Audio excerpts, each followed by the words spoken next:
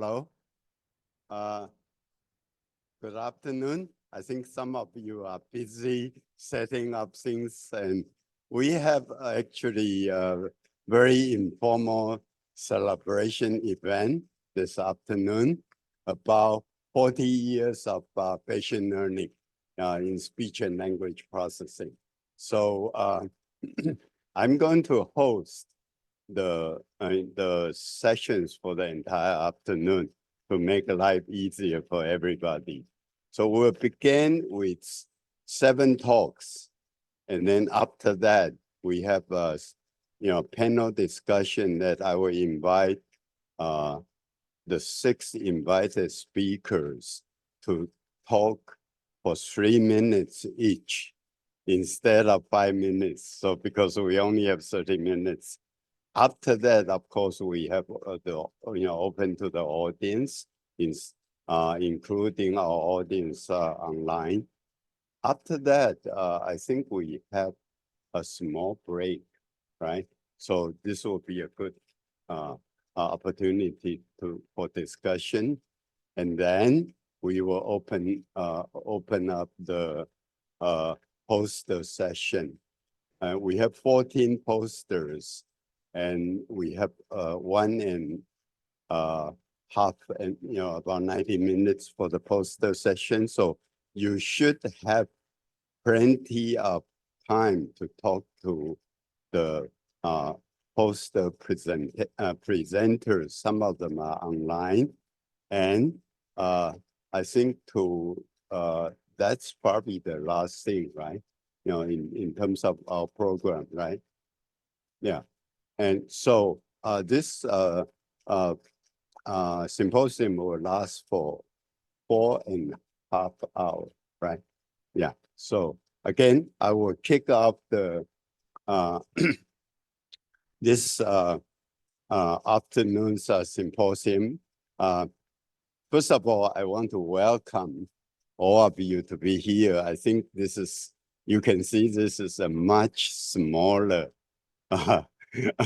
workshop compared to what we have in the morning. So you can see, the number of chairs and tables are much less now. But I believe this is going to be a fun event. So I will kick off the symposium by talking briefly about the history of Bayesian learning, and then of course some perspective about the future for modern day machine learning.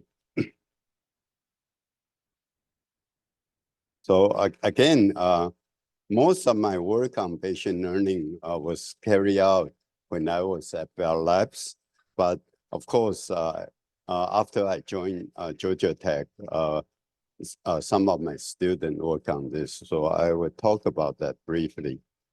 So to begin with, let me give you some idea about today's outline.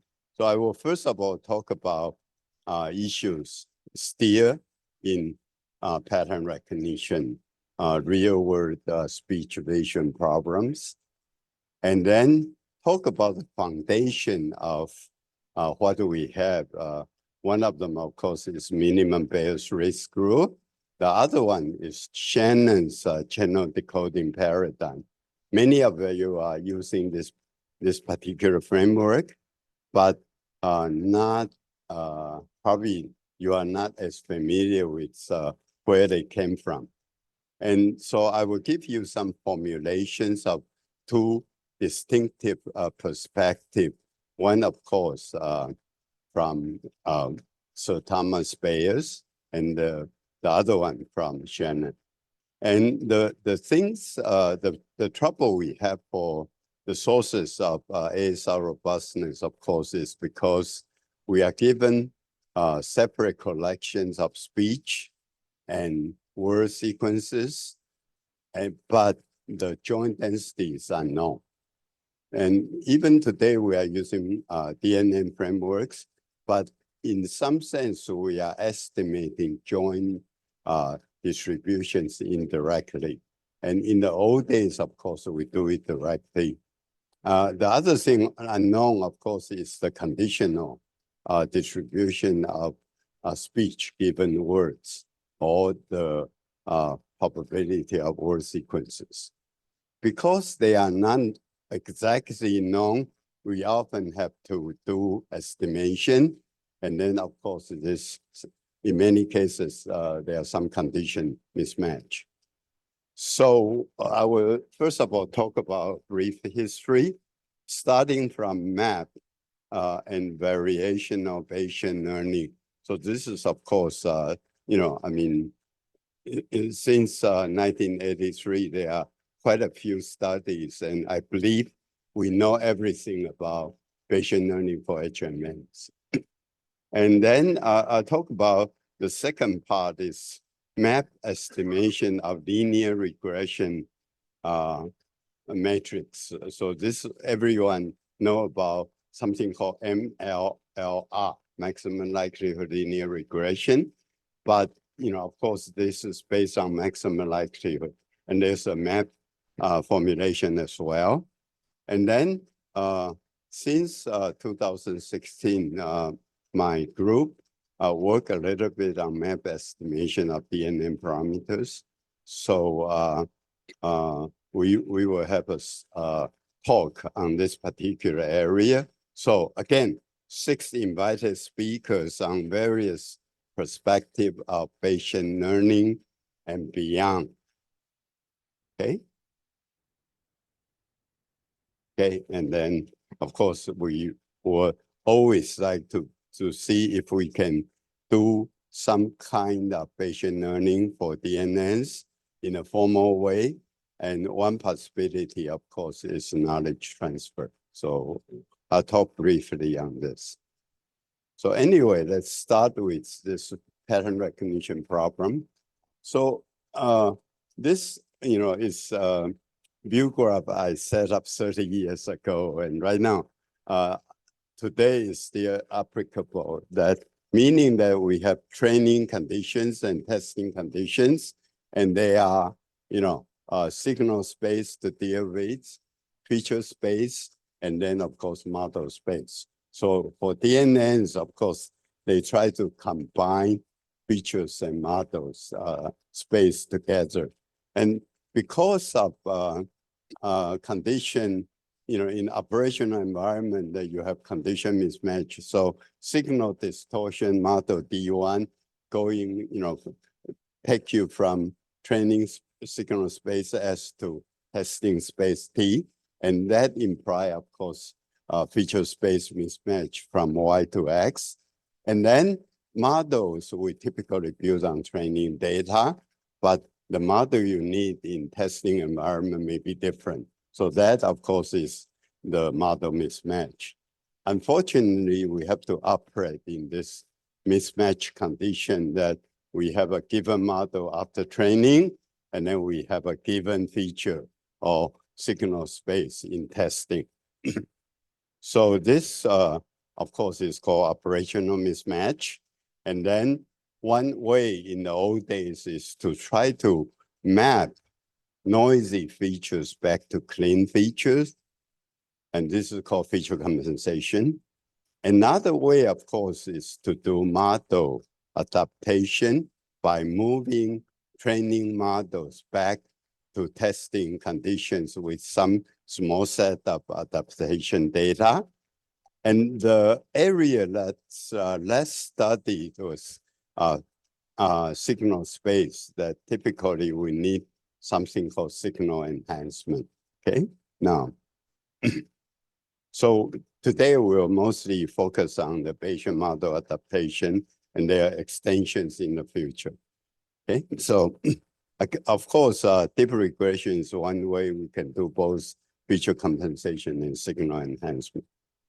Okay, now, well, when you talk about Bayesian learning, you cannot, you cannot talk, you have to mention Sir Thomas Bayes. And then, of course, another big figure is Chien, and I'll talk about this, but the two theory is minimum Bayes risk decision and optimal channel decoding. So if you look at Bayes, minimum Bayes decision, it's very simple. It's that if you know the joint distribution of the signal and what you're trying to get, like word sequences, then when you get a signal and you are making a decision, typically you will incur a loss. So that loss, of course, is something, a price you pay for making decision D of X based on input X. So Bayes risk, minimum Bayes risk decision rule is written this way. It basically is just taking all the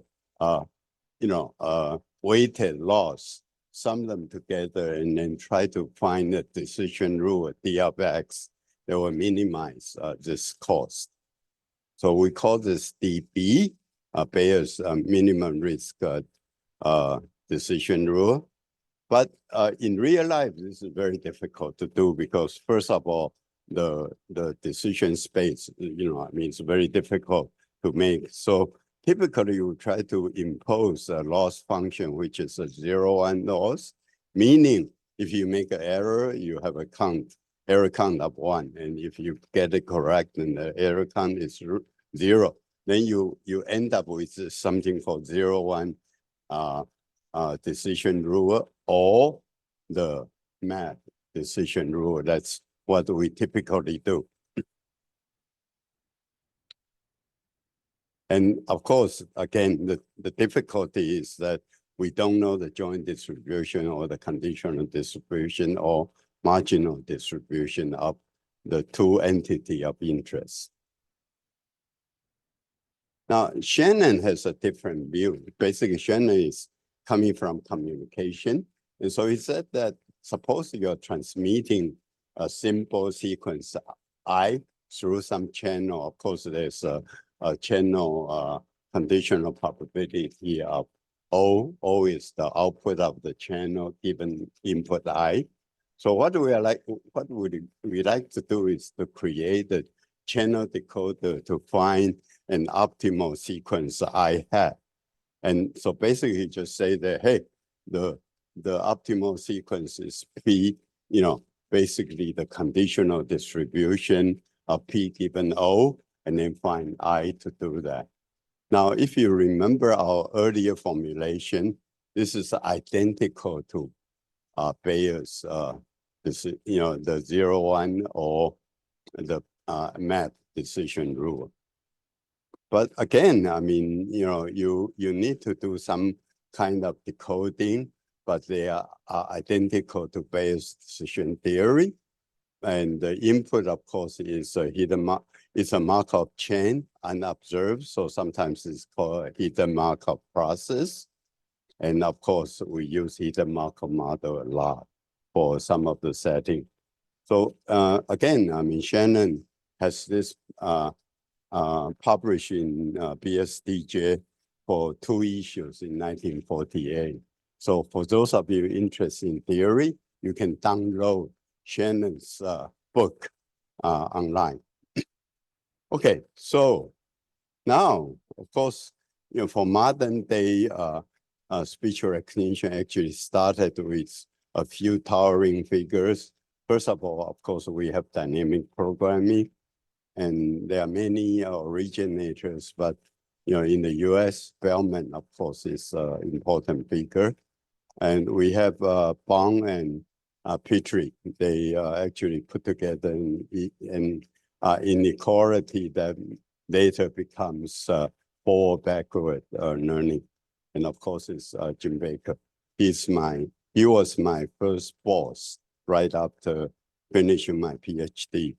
And he taught me everything about HMM. Okay, now, so let's set up Bayesian learning. Very simply, you have parameters. If they are fixed and unknown, then you can just use EM, maximum likelihood.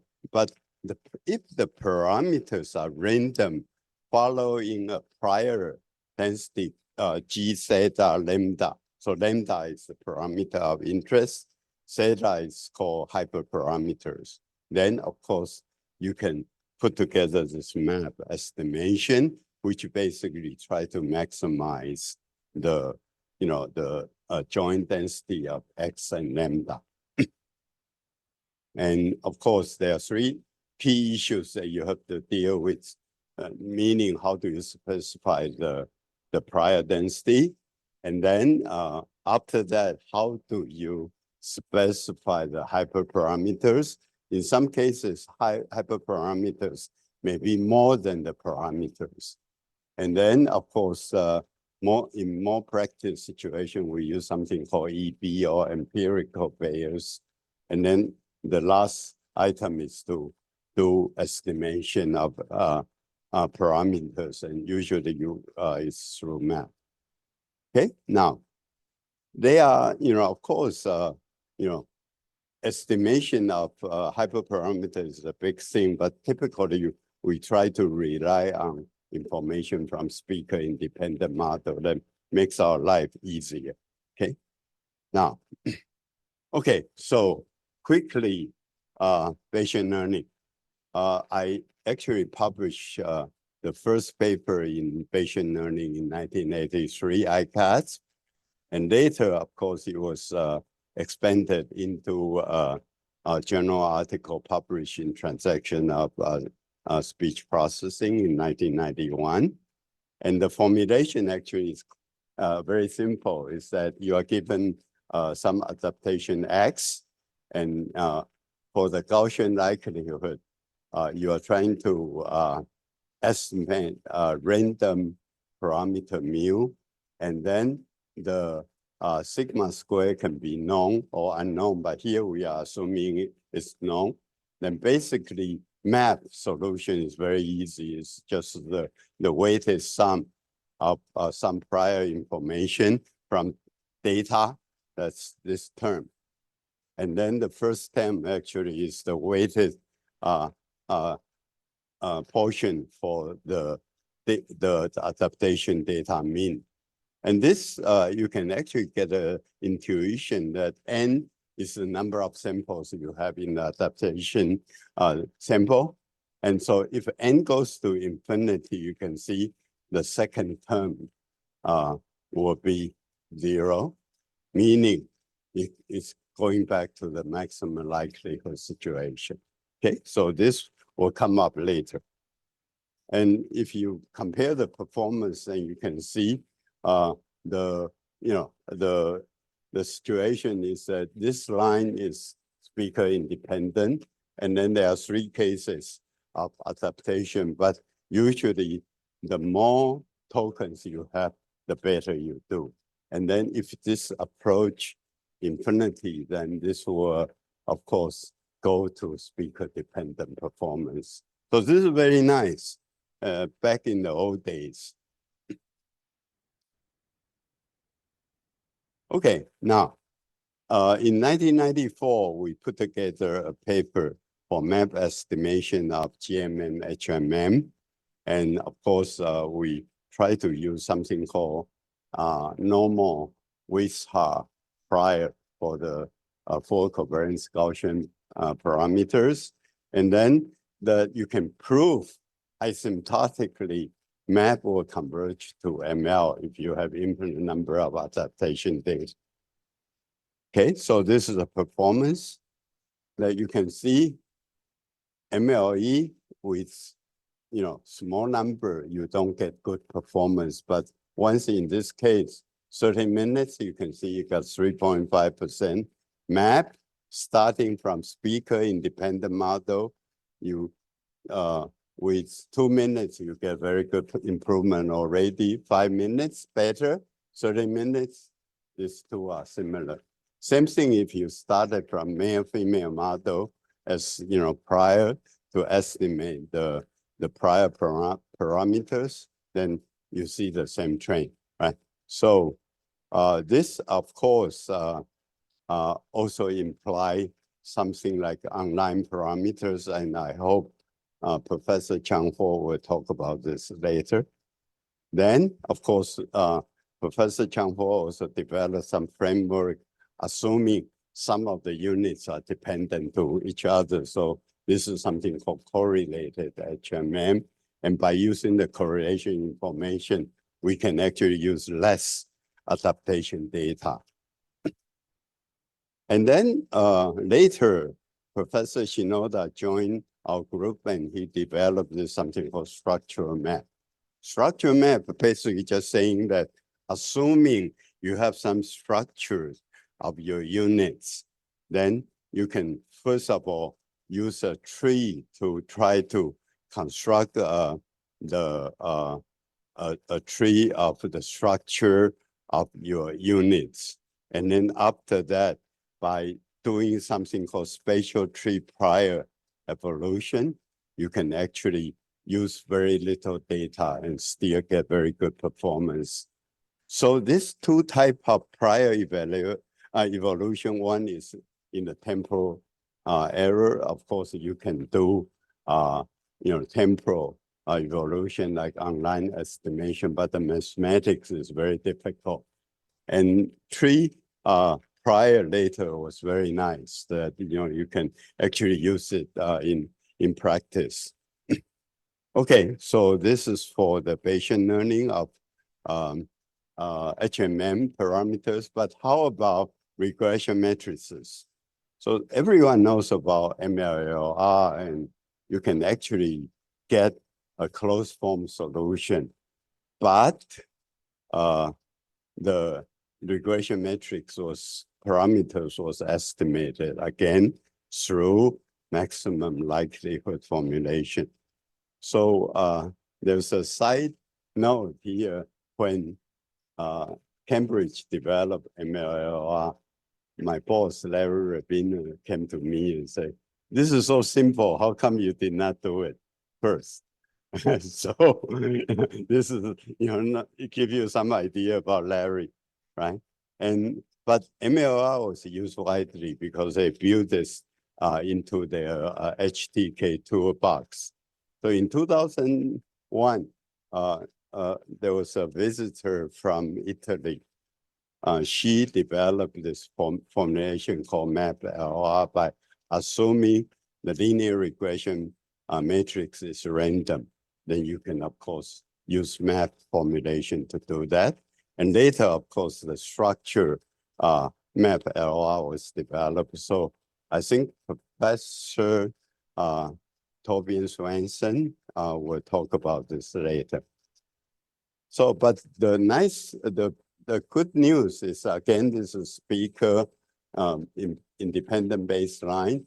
And then if you look at error rate, MAP is, I believe it's this line. MAP is this line.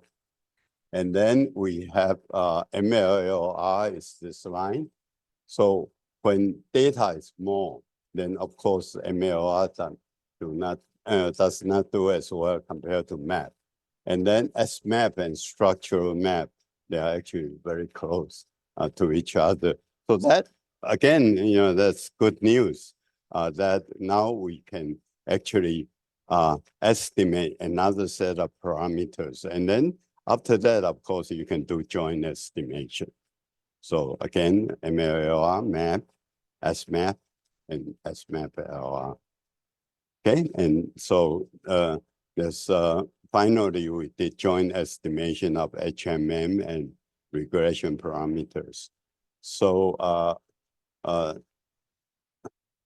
Olivier Sillon, who was in my group at that time, did some joint development with a visiting scholar from Norway. So again, Professor Svendsen will talk about this.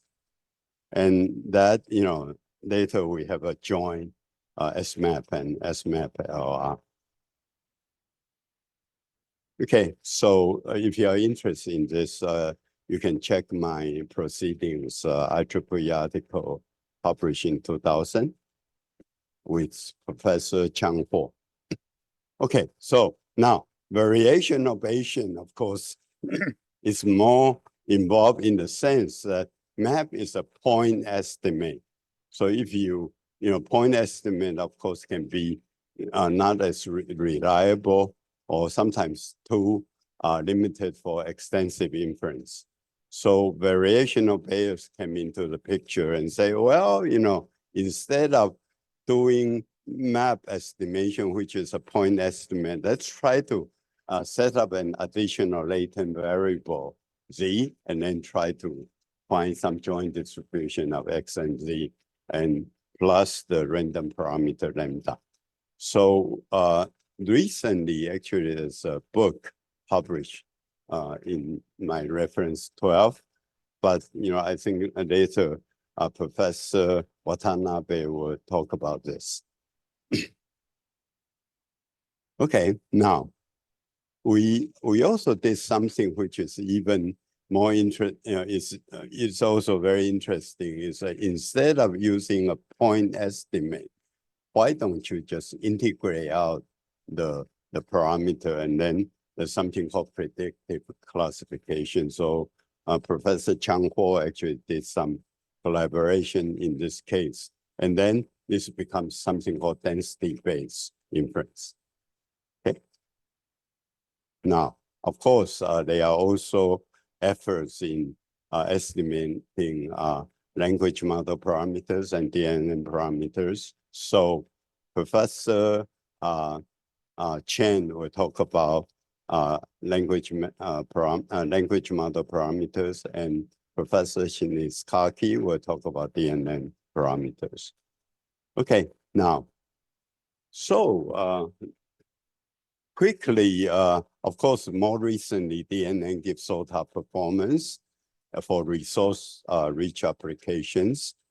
But, you know, I mean, of course, you can also use large model, pre-trained models, but most of them are, you know, they don't really participate in some of our challenges. And for a good reason that, first of all, computing resources, and also most of the challenges we have are in adverse conditions. And so domain adaptation will be needed in many resource-limited scenarios. And of course, we have done something in MAP of DNN parameters for input layer, hidden layer, and output layer. And, you know, of course, more recently, we also have some effort in unsupervised online adaptation of activation function parameters. And also, we try to establish MAP for bottleneck GMM, DNN, meaning bottleneck are used to do feature extraction. And then, you know, your GMM comes in to do density estimation. So they are actually equally effective compared to HMM DNN. And more recently, there's something called hierarchical Bayes combination. By combining the two Bayesian models, you can actually do better by estimating the weights of the combination, you know, for combining two systems. Okay, and then of course, we in our group we also did latent variable map and variational Bayes learning. So this will be in one of the posters. So let me quickly wrap up. So we talk about theories and estimate motivations. I gave a brief history of Bayesian learning from 1983 to 2023. We have 60 invited talks. And of course, I consider Bayesian learning of HMMs have been solved, but of course, we need some extension to DNN parameters.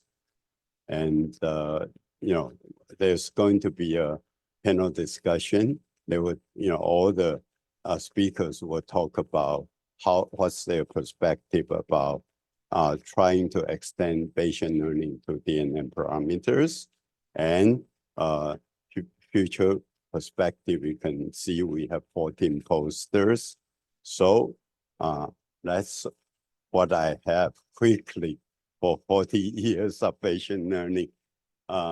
So again, you know, I would try to leave questions and answering later in the discussion period. So let me invite my the second speech from Professor Chang-Hui.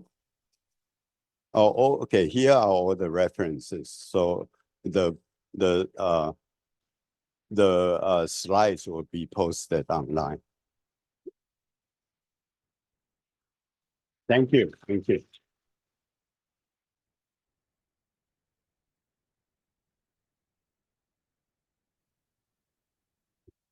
So I think we don't need introduction. I mean, you know, all the invited speakers are quite well known. So let's move on to all right. So good afternoon, everyone. So glad to be here. So first of all, I'd like to thank Chien for inviting me to attend this very, very special symposium. So this reminds me those good old days. And also I feel extremely impressed. This is not a large foundation model workshops. So large multimodal workshops. So because originally I thought this would be an event dedicated to Chien for celebrating his possible retirement. And I checked with Chien immediately after I arrived here. Actually, it's not.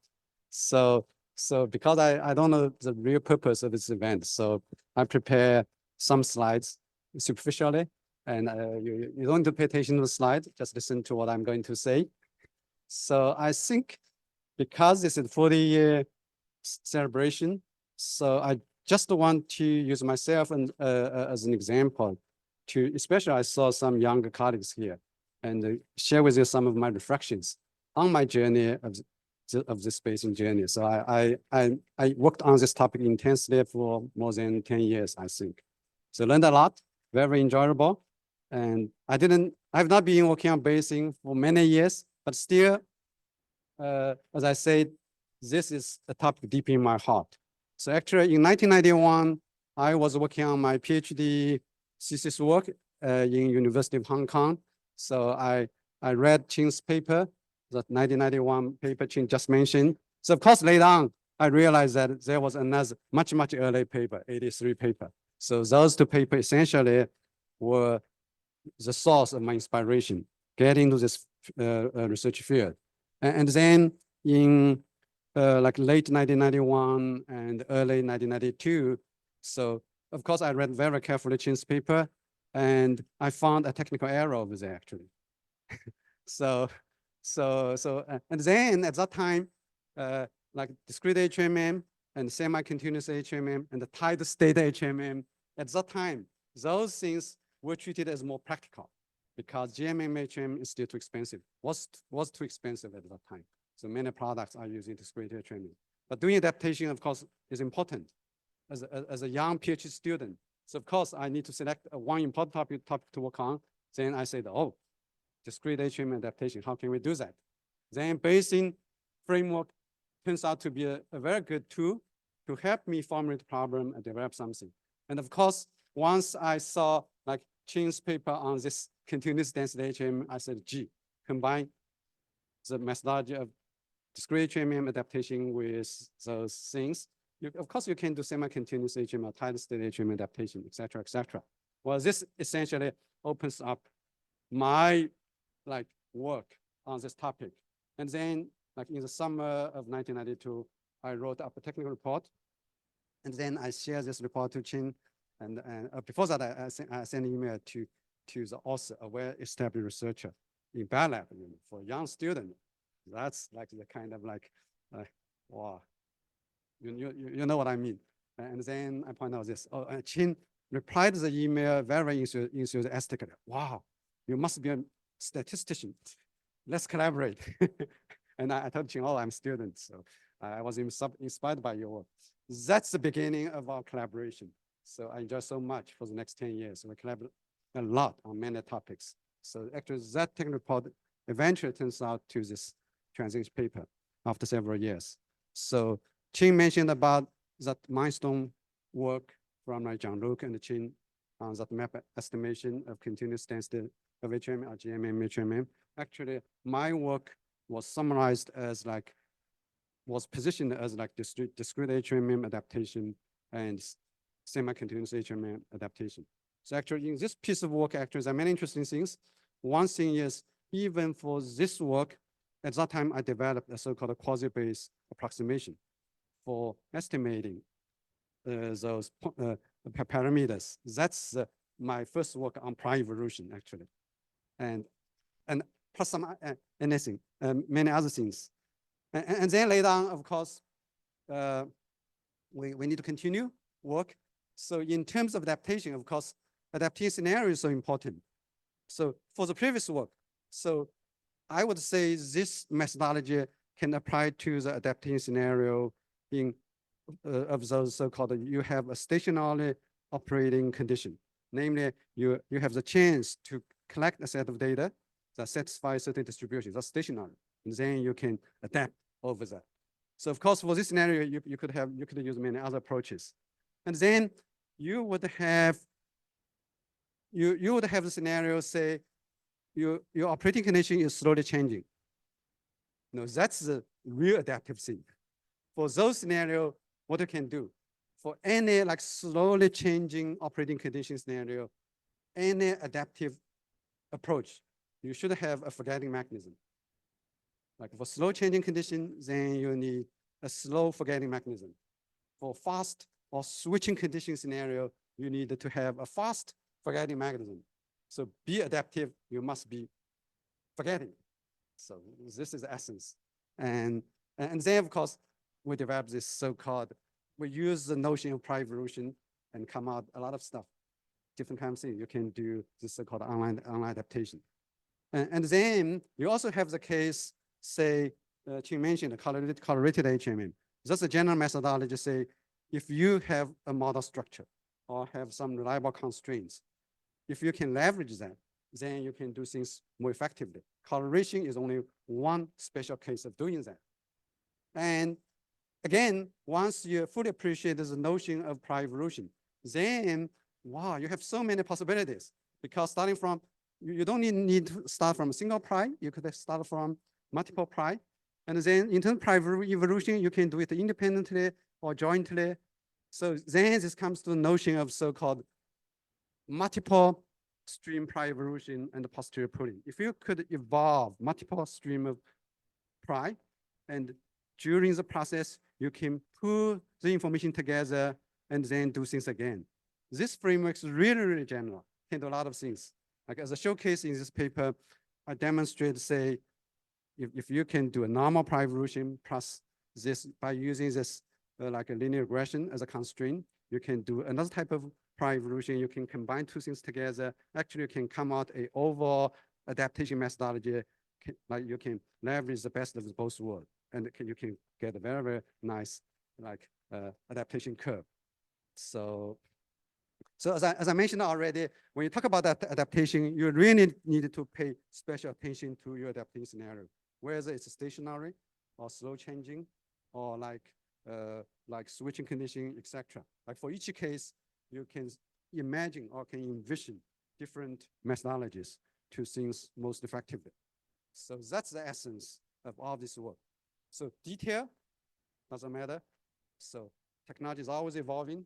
So those things, high-level concepts are much, much more important, even like in today's context, I believe, even in this deep learning world, or like large language model case.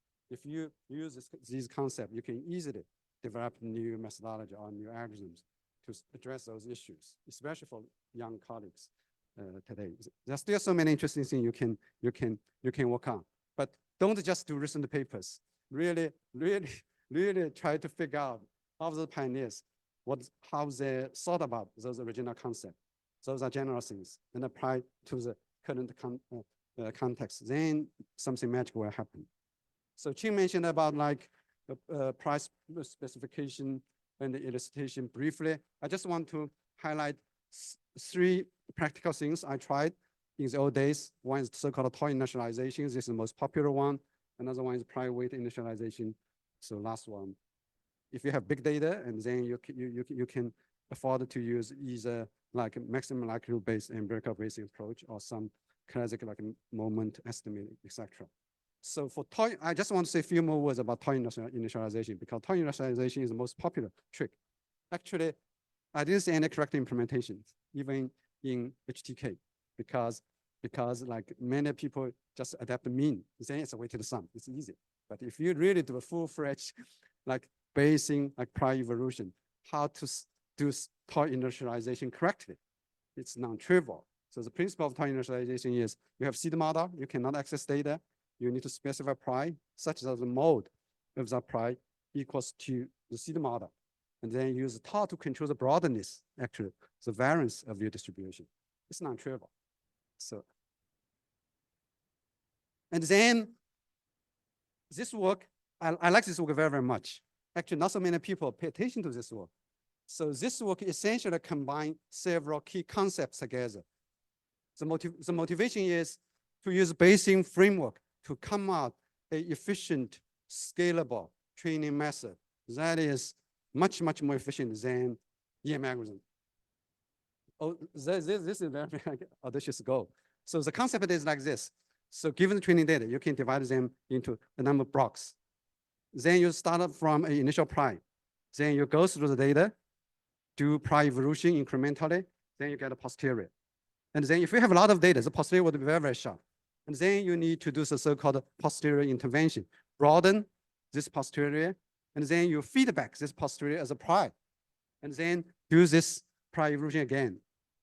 And you can iterate like this. If you do so, we demonstrate empirically, actually, we can achieve about fourfold speed up versus batch mode EM algorithm. So this is really, really very, very practical solution. And later on, about like 10 years ago, when deep learning come out, we use the same concept, almost exactly the broad diagram, but without using Bayesian framework. We come out with this so-called block momentum or BMUF approach for like parallel training of deep neural network. That has been the production tool in different companies. 3 minutes, okay, good. I will be quick. So I was just wondering, say, what if we use this framework, come out a training procedure to train today's large language model? If you can speed up fourfold, then many players can come into the game. You know how expensive it is to run one set of experiments. Yes, so I'm looking forward. And Chien also mentioned about like BPC or Bayesian predictive classification. This is one type of Bayes robust decision rule. Actually, this is a very, very big topic. I spent many years on this topic, but learned a lot, but honestly didn't create any practical impact. So, but that's research, you know. But I still believe like this theory and the framework is very useful. And you need to apply those things to the right place. And then actually about, I've got 20 years ago or some, last time I carefully wrote an article is this. It's a book chapter in this book.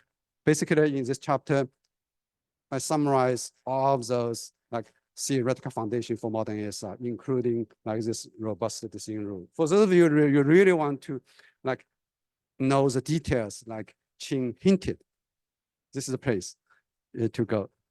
Well, so after so many years, so like in the past 20 years also, I didn't do any specific Bayesian work over there. But the Bayesian thinking is really important. So where Bayesian thinking, that's the part I benefit the most, actually. So change is a norm of your life, organization, technical problem, but you have the so-called adaptive challenges over there. Then when you face adaptive challenge, what you can do? Bayesian thinking. Sometimes you need to hit refresh. Of course, you need to forget, or you need to hit refresh. And then if you can hit refresh, you use this adaptive learning thinking with a growth mindset, you can always do better. And then you will be a better person, do better things, do better business. At the end of the day, in my view, the essence of Bayesian thinking is really embracing this uncertainty. That's the essence. If you apply this to any technical problem or your work or business, I think you can get something good out of that. Thank you very much. So let's move on to our next presentation. Let's see, who is next? I saw this. Yeah, you are next. Yeah, come on. Yeah. So again, 15 minutes.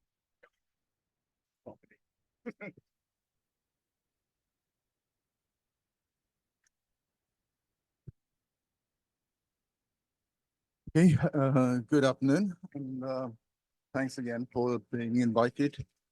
This is a talk that's going to focus on contributions from Olivier Chao-Han, Christina Kesta, for André Myhrvold, who was at that time my PhD student, and Chien, of course. So, brief overview of what I'm gonna talk about. It's this little circle of the evolution tree of MAP for speech adaptation, in particular speaker recognition. So, just gonna do a basic thing first, to look at the differences between the direct and indirect adaptation. Because I think probably you all know about it. It still need to a bit of refresher, and that in indirect adaptation, you are transforming a set of models by using one single transform. And of course, the most prominent of these is maximum likelihood linear regression, where you also assume, first of all, an affine transform, and secondly, use maximum likelihood to estimate the parameters of the transform. Whilst in direct adaptation, we're attempting to directly estimate model parameter updates, which of course also requires adaptation data for each of the models in, and that means that unseen units are not adapted. And typically, we will use MAP approaches to do this, with the MAP formula down there. And you see that the importance of really estimating the prior properly is what distinguishes it from maximum likelihood. So, typical performance figure taken from Olivier and others' paper, showing that for MLLR you can adapt quite nicely with relatively few adaptation utterances, whilst MAP will perform better the more data you got. So the question is how to bridge that gap, or to join the two worlds. And that is the idea behind MAPLR, which is really to apply MAP estimation to indirect adaptation. So basically, the main thing is you replace the maximum likelihood optimization criterion for finding the transform parameters to a MAP criterion.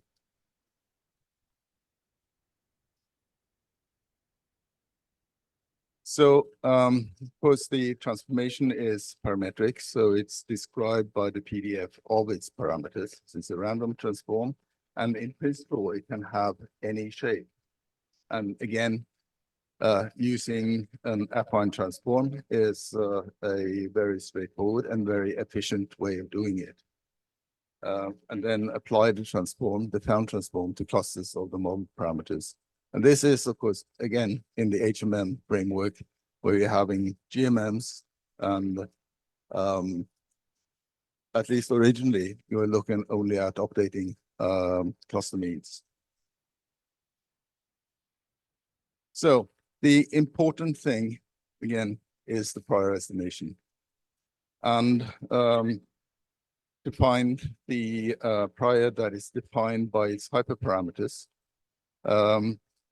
which in this case can be easily found if one of the correlation matrices of a matrix normal distribution is known. And this was simply set to an identity matrix for one of them and then solved. So the question is how to get the data for the estimation. And this is done in a very nice and pragmatic way. We start by taken all the mean vectors from the speaker-independent model and clustered them into K clusters using a tree structure. And then for each cluster, find a transformation matrix that transforms all vector pairs with the same parent. And then can use that, do that in a minimum squared error sense, something like that. Then the found transformations are used as the data for estimating the hyperparameters. So having decided on the prior, we end up with a classical EM formulation. And basically it yields a closed form solution, a system of P times P plus 1 equation, linear equations, which is quite similar to the MLLR solution. And if the covariance matrices of the hyperparameters and the observations is diagonal, it reduces quite significantly more. So the performance is, as hoped for and expected, better than MLLR. It is a small but significant improvement for even for a small number of adaptation utterances. This is evaluated on resource management data, actually. So this is old. Okay, so we've seen that MAPLR gave improvement versus MLLR. And the main cause of it is, of course, that you utilize the prior information. Now, this is an indirect approach and a single transformation for a cluster of PDFs. And it uses the MAP criterion on a combined, oh, no, sorry. So the next step would be to try to use the MAP criterion on a combined indirect and direct adaptation strategy. So this is what is pointing towards the joint MAPLR. And the idea here is to do two things. First, to find the indirect adaptation, finding the transform that transform a set of models into adapted models, and then do an adaptation on these each individual PDF using the available adaptation data. And to do that, you need to define the estimation criterion, which is the joint optimization of the transform parameters and the resulting transformed models. So this can be solved again by generalized EM.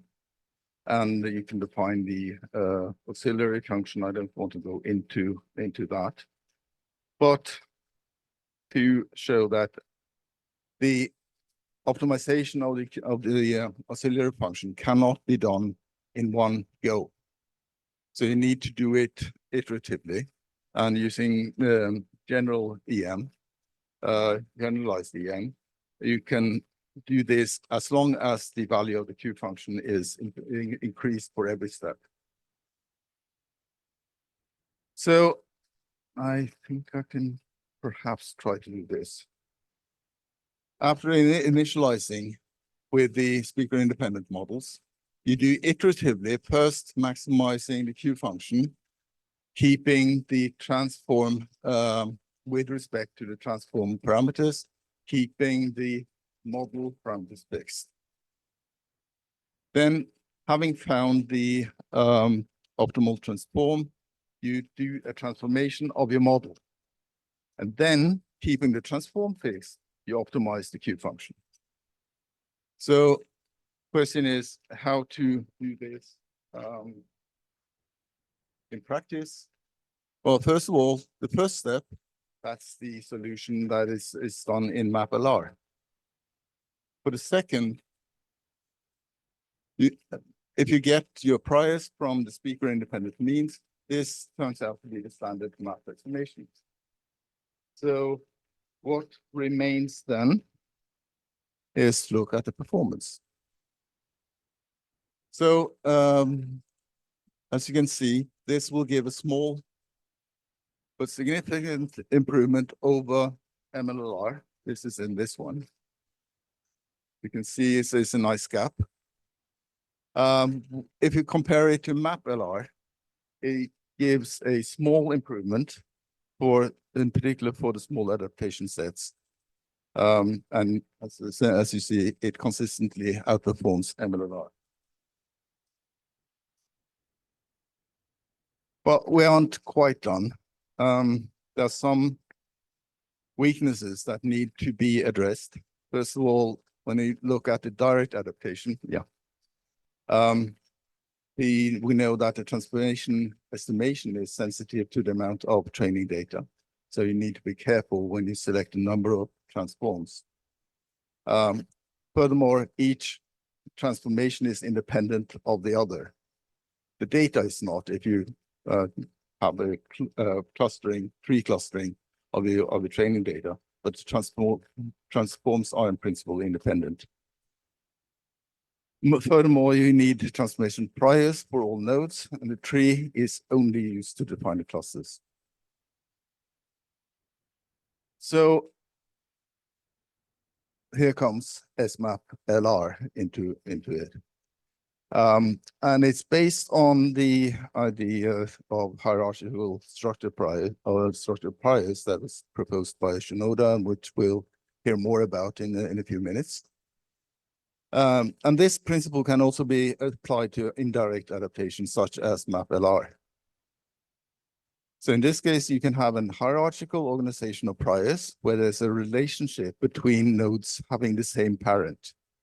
And then to use the MAPLR estimate of the transform matrix in a parent node as a hyperparameter for estimating the transforms in the child nodes.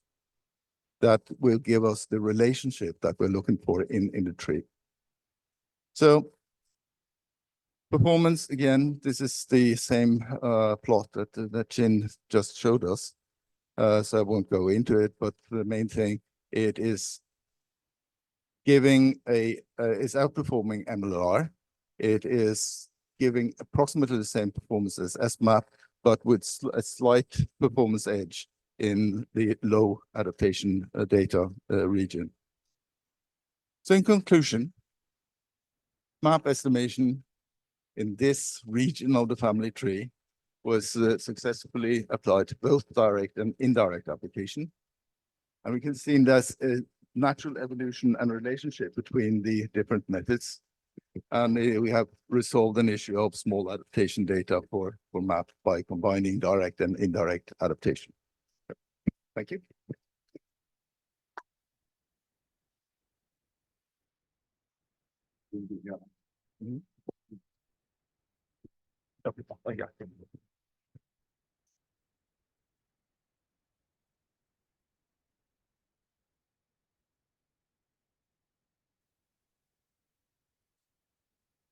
Okay, I will explain about the variational Bayesian learning. And I have a couple of the introduction slides and then move to some of the things done for the variational Bayes. So first, as Chien mentioned, we used to kind of decompose the problem to the speech feature generative model, acoustic model. And now it becomes very popular, but the language model, which is also generative model of the word sequence. And from this kind of explanation, I actually also want to distinguish the inference and the training. So I actually have an additional the variable here, and then we'll try to provide some kind of formulation to try to solve the problem in the Bayesian manner. So the Bayesian approach, for me, the most important part is the sum rule. So as you see that we can introducing some variables, and then by using the kind of this the marginalization, we can actually introduce various variables. And of course, it can be a parameter or it can be a latent variable. But a nice part of the Bayesian approach is that we can also include some of the model variable itself, model setup itself, can also be somehow represented as a probabilistic variable, and we could also infer it. So that is also very cool part of the Bayesian approaches. And then, okay, let's try to kind of introduce everything.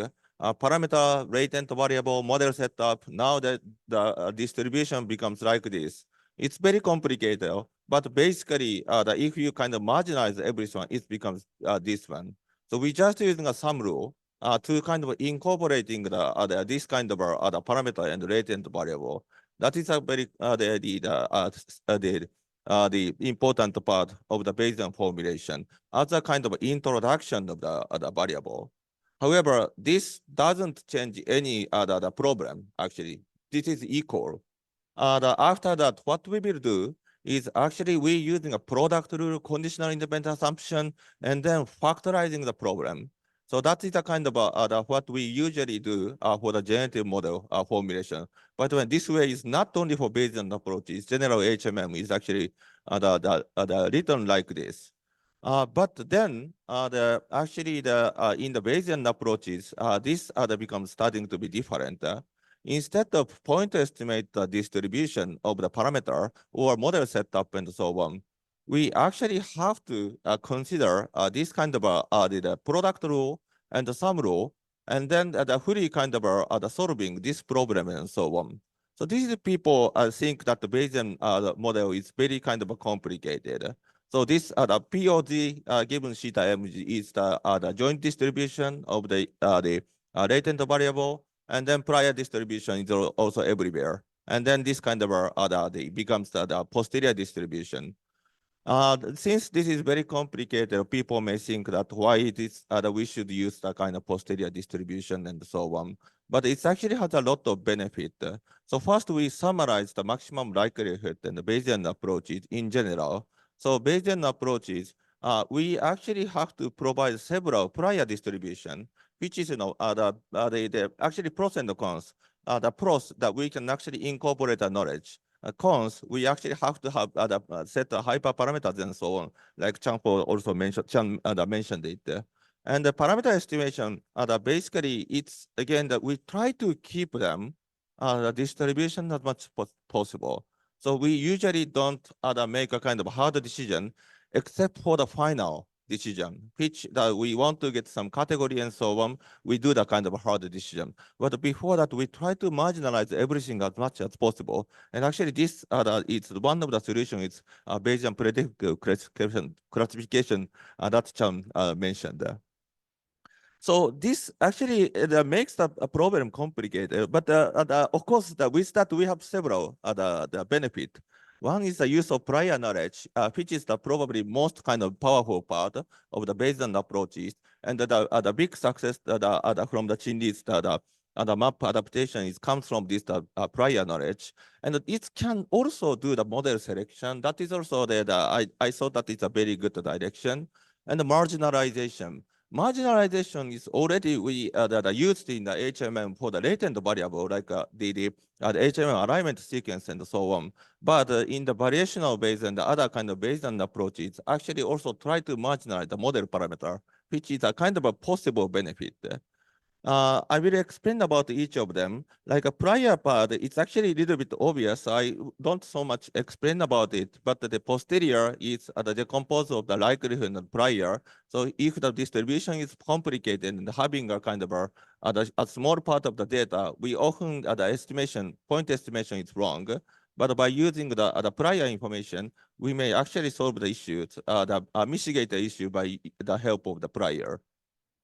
And the second one is this is the interesting part of the Bayesian approaches. It could also estimate the model structure, like a number of Gaussian and so on. Maximum likelihood, they just prefer to have more parameters, since that makes the likelihood bigger.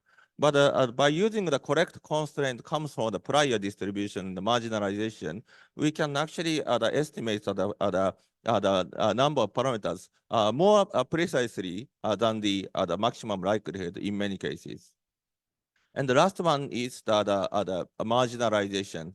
This one is actually sometimes difficult to get the kind of their benefit since it is kind of mostly kind of improve the robustness, but if that kind of data is that out of domain and so on, this marginalization is actually quite powerful.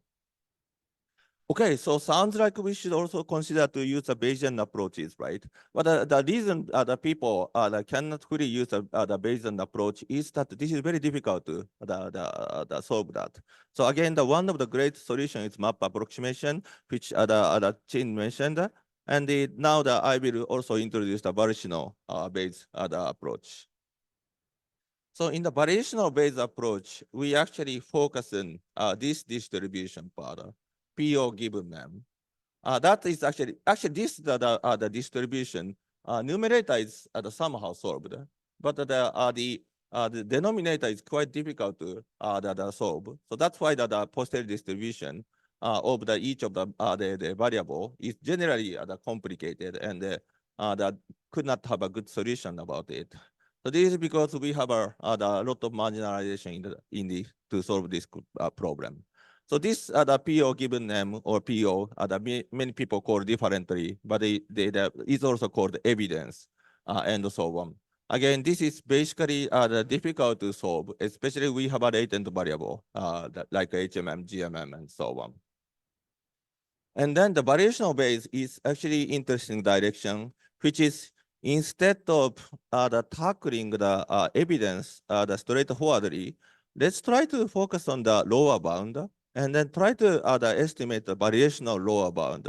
That is kind of one of the trick to make the problem tractable using the variational base. And what does it mean? Why we should focus on the lower bound? It actually has some meaning. So we want to actually minimize the posterior distribution, which is a kind of true posterior distribution, but it is generally difficult to obtain. Instead, we focus on this inequality, and if this the lower bound, which I defined previously, if this becomes maximized, which means that this distribution are close to the true distribution. So instead of directly solving this one, by finding this distribution, that maximizing the lower bound is corresponding to try to minimize the K divergence. And this becomes a true distribution. That is a trick. By the way, to do that, we actually not optimizing it in the parameter, but have to optimize it with the distribution. So that's why people call it the variational method. Variational method is a way to estimate optimal distribution, not in the parameter. So given this kind of formulation, we could actually make an EM algorithm based on the variational base. And we could also possibly estimate the model by using the lower bound as an objective function. Actually, the model structure, given the kind of observation, this posterior can be approximated as a lower bound. So if we try to find the best the lower bound, the model structure and so on, it actually becomes the possibly the better model structure. So that's the kind of the nice part of the VB variational based approaches. And my contribution is actually try to kind of apply this variational base to the GMM HMM, which we use for the speech recognition. Still we are using, but at that time it's popular. And this is actually methodology. First we set a model and then provide a concrete distribution.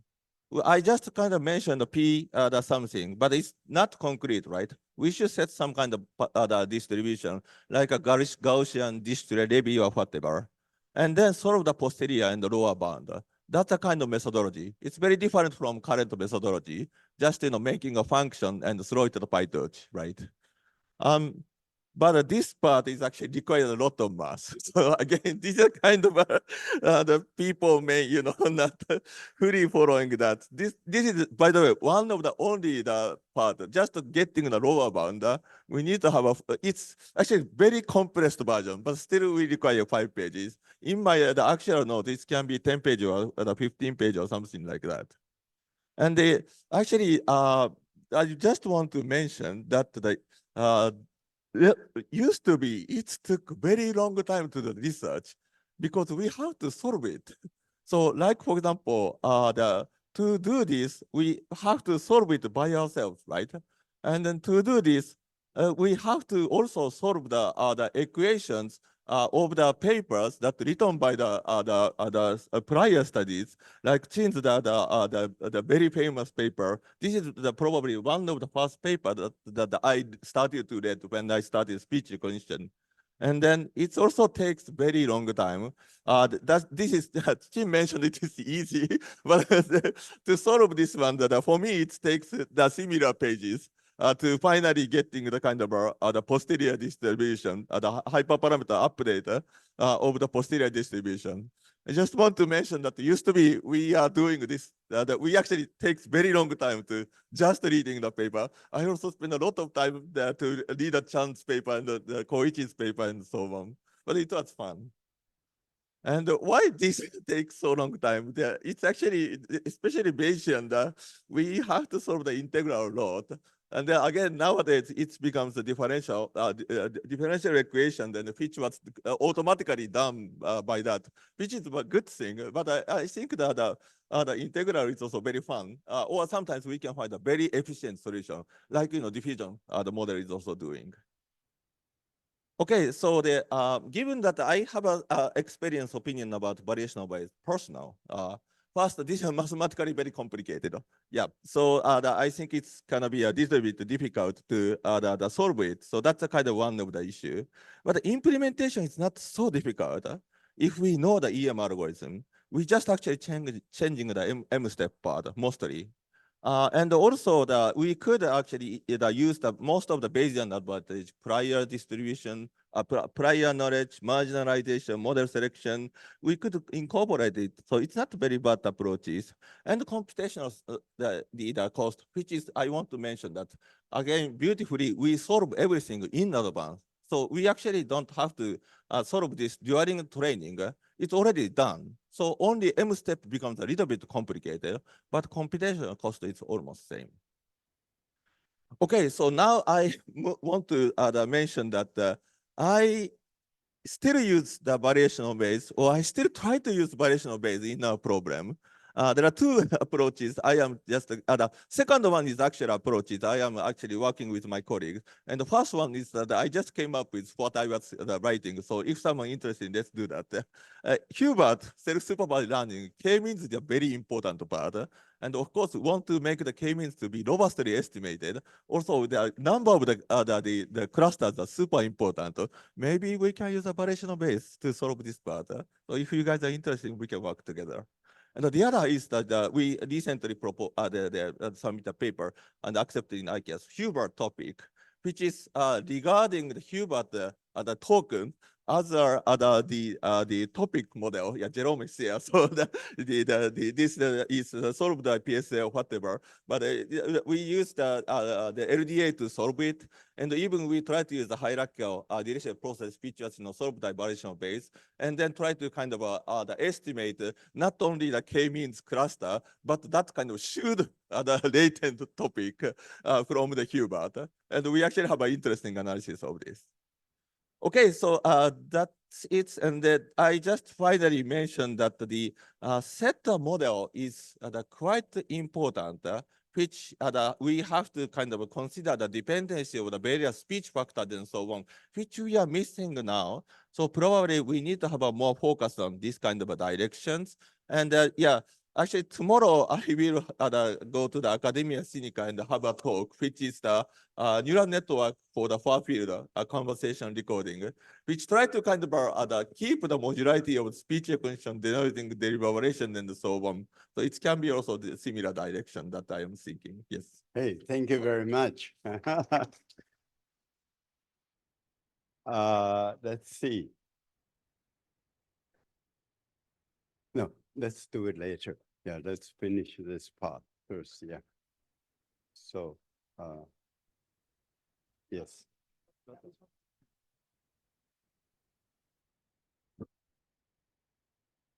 Yeah. So we have three more.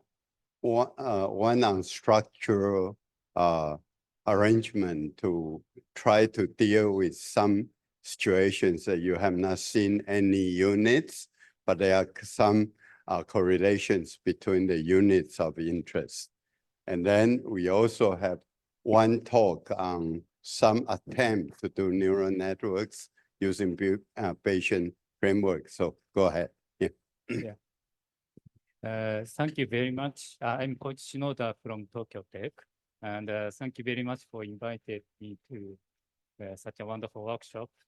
And actually, I'm very glad that I can talk with my mentor, Prof. Chien-Hui, and other old friends. So yeah, today what I talk is a structural map for LR and HMM. And okay, so what I'm going to talk today is something like this. And my work was actually earlier work than the previous two talks. So you have to, how do you go back a little bit to the past, okay? So what I would like to talk is speaker adaptation of hidden Markov models in late 90s. And I visited Bell Labs in 97, and I worked with Chien-Hui for 1 year. And at that time, we developed SMAP, often have been referred in the previous talks, and which is one of the Bayesian approach using a tree structure of model parameters and achieve the sorter at that time. And I'd like to talk a little bit about how we can extend the approach to other applications like DNN adaptation or video content modeling. So maybe I do not have to explain this too much anymore, but this work is about speaker adaptation. And when I started with this research, there are two main approaches. One is the maximum posteriori estimation, MAP adaptation, and the other is a maximum likelihood linear regression, MLLR. And actually, these can be regarded as a few-shot learning. And maybe we just changed the name recently, but it's exactly the same thing we are doing in 90s. And maybe this one, maybe I do not talk again, not so much, but we have HMMs, and HMM has, we often use Gaussian distribution, Gaussian mixtures out of probability. And actually, transition probability and Gaussian variance is not so much important for adaptation. Actually, if you have only a small amount of data, adapting mean is the most effective. So our research, most of the research focusing on adapting the mean of the multivariate Gaussian mixtures. And the MLLR is just using one affine transformation, A and B. A is a matrix and B is a bias vector, and in maximum likelihood manner, and share these A and B for all the means in the HMM. And MAP, on the other hand, it estimates the mean for each Gaussian. It's a weighted sum of the ML estimate and the corresponding mean in the speaker independent HMM. And the tau is a control parameter, it's a weight, and it changes according to the amount of data. So, and these are the representative method before I started my research. Okay, so the problem is like this. So MLLR estimate only one set of parameters for all HMM means and needs only a small data, but its performance may not reach maximum likelihood. So this graph shows this axis is amount of data, and the vertical axis is accuracy, and speaker independent and the speaker dependent has this kind of gap. And actually, MLLR cannot reach to the speaker dependent. On the other hand, as previous research, previous presenters mentioned, MAP can asymptotically reach to the ML performance. Of course, maximum likelihood, if you have very small data, its performance is very bad. So our motivation is to improve ASR accuracy smoothly as data increases. So we would like to have this red line in the adaptation. Okay, so for this purpose, we are thinking about using some embedded structure in the parameter space. So this is another research which I was in NEC Corporation, and there we did research before joining Bell Labs, and it is using fast computation using Gaussian tree structure. And where we use Gaussian tree structure, making tree structures Gaussians. And yeah, one thing I have to say first is that in HMM recognition probability calculation, the most time-consuming part is the probability distribution of calculate the probability for each Gaussian. So it is important to reduce the computation amount in this part. So for such purpose, we make a tree structure of all the Gaussian HMM and just prune out those Gaussians which has less probability. So for such purpose, we use tree structures, and we just ignore the child node of the node Gaussian, which has low probability.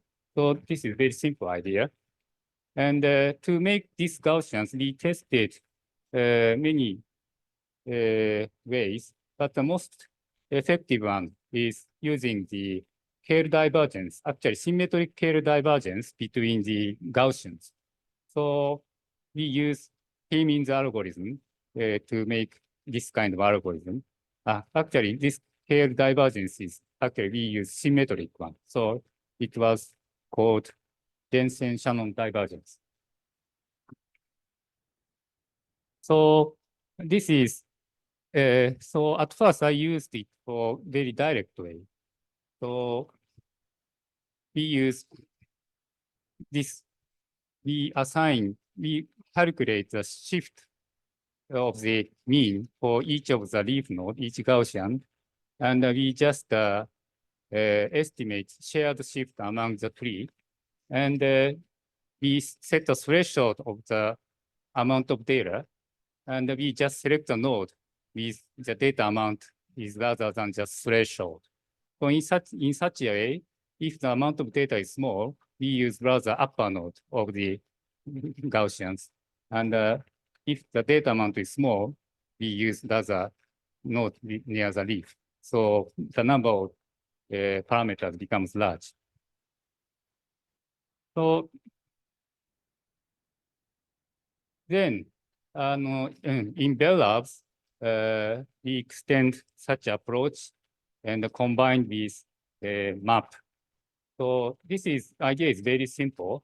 So we use the Gaussian structure I have already explained and estimate at first maximum likelihood estimate for each the means in each node, and assume the parameters in the parent node as a prior for the child node. So in such a way, we obtain map estimate in a cascading manner from the top to the leaf. So this is not strictly Bayesian approach, but it's just a repetition of the map estimate. And the resulting 3 minutes, okay. resulting mean is the weighted sum of the mu from the top to the leaf. Okay, so this is a result. Actually, this axis is a log, but as you may understand, that our approach is much better than the previous approach. And this is a weight for each node. And if the amount of data is 1, almost the upper nodes are large weight. But if the amount is 100, lower node has more weights. Okay, so I will skip this part. I have already explained. Okay, and this one is just relatively recent work for using such kind of structural approach for the ASR. So we just have this node is a state of the HMM, but the state of it corresponds to the state of the HMM. But we just have hierarchical layer so that we can estimate both of these two. Then we can make some neural network which is robust against the data sparseness. And finally, actually we use this map approach. This is not structural map approach. That's a map approach for speaker adaptation to the video analysis, video semantic indexing. And it's very simple. It's just apply speaker recognition approach to the video semantic indexing. And we won the first place in the NIST 12-bit evaluation in 2011 and 2012. Actually, this is one of the most prestigious workshop with competition. So yeah, I'm very happy. Okay, so I'm sorry. This is a picture with Cindy when I visited his lab, maybe 2008, 2007. Yeah, and we introduced SMAP, a structural approach for map, and yeah, what I'd like to say is it is almost always important to investigate the intrinsic structure of the given data inside the data, and I believe in this generative AI era, I believe the role of the Bayesian approach will be more and more important. Thank you very much. Hey, thank you very much. Wow. Koichi finished early, so let's move on to our next talk by Professor Chien. Yeah, thanks to Professor Lee inviting me to present this talk. I start my research on Bayesian learning for speech and language processing for many years. When I was a PhD student, co-supervised with Professor Lee, I was working on speaker adaptation using MAP. After my graduation, I moved to Chengda and then Jiaoda. I'm a professor for more than 26 years. I keep my journey on Bayesian learning. This is a talk I address something I co-work with Sibel Yaman, who is now in Apple, and talk about how structural map is introduced in Nguyen model. And I will talk much more about beyond. Okay, this is a brief introduction about maximum likelihood and the map. And what we introduce map based on the so-called distribution estimate. So everything like what Chang talked about, we embrace uncertainty. So in my sense, beyond map, we work on very general probability model for everything. Okay, and it can be started from hidden Markov model, topic model, language model, beyond to neural network, and whatever foundation model can be also extended. So what I'm talking here, this is basics about variational base and how we derive a lower bound for likelihood. We maximize to find a model parameter and come up with EM algorithm. This is all the fundamentals, basics we teach in university to let students to know the art of math in this technology for AI.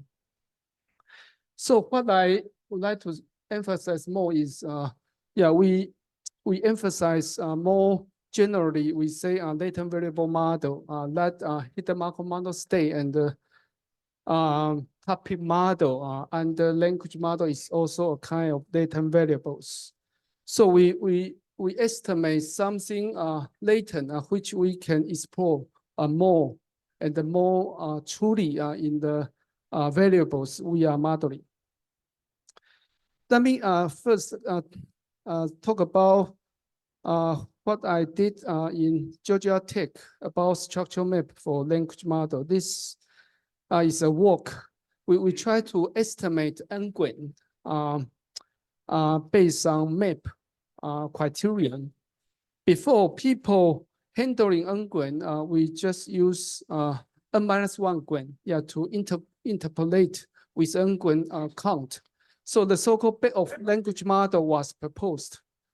But in this work, we try to make this more organized based on map estimation. Based on structural map, this is a structure starting from the lunar, more on unigram, to bigram in second layer, trigram in the third layer. The language model is can be estimated layer-wise based on from unigram, bigram to trigram, so that we can estimate model parameters in case we don't have so many combinations for different word tokens in language models. To handle this issue, we introduced Dirichlet pri as a conjugate pri for multinomial distribution. So formulation, optimization, come out with this constraint optimization, and easily we can find a corresponding solution to this a kind of map-based back of language model. So this is what I did in Georgia Tech. So during my journey in Chengda and Jiaoda, I started from Bayesian learning to neural network quite earlier, several years ago. We think about how Bayesian learning combined with neural networks. So we try to combine, to compare the pros and the cons from these two paradigms. Probability model, this is what I broadly extend from map to general probability model and neural network. Comparing these two kinds of paradigms, a probability model is a top-down way from hyperparameter, parameter observation. So interpretation is very clear, all based on statistic and the structural way. But neural network is bottom-up. We feed in data and we go layer-wise, and based on and performance criteria and optimize.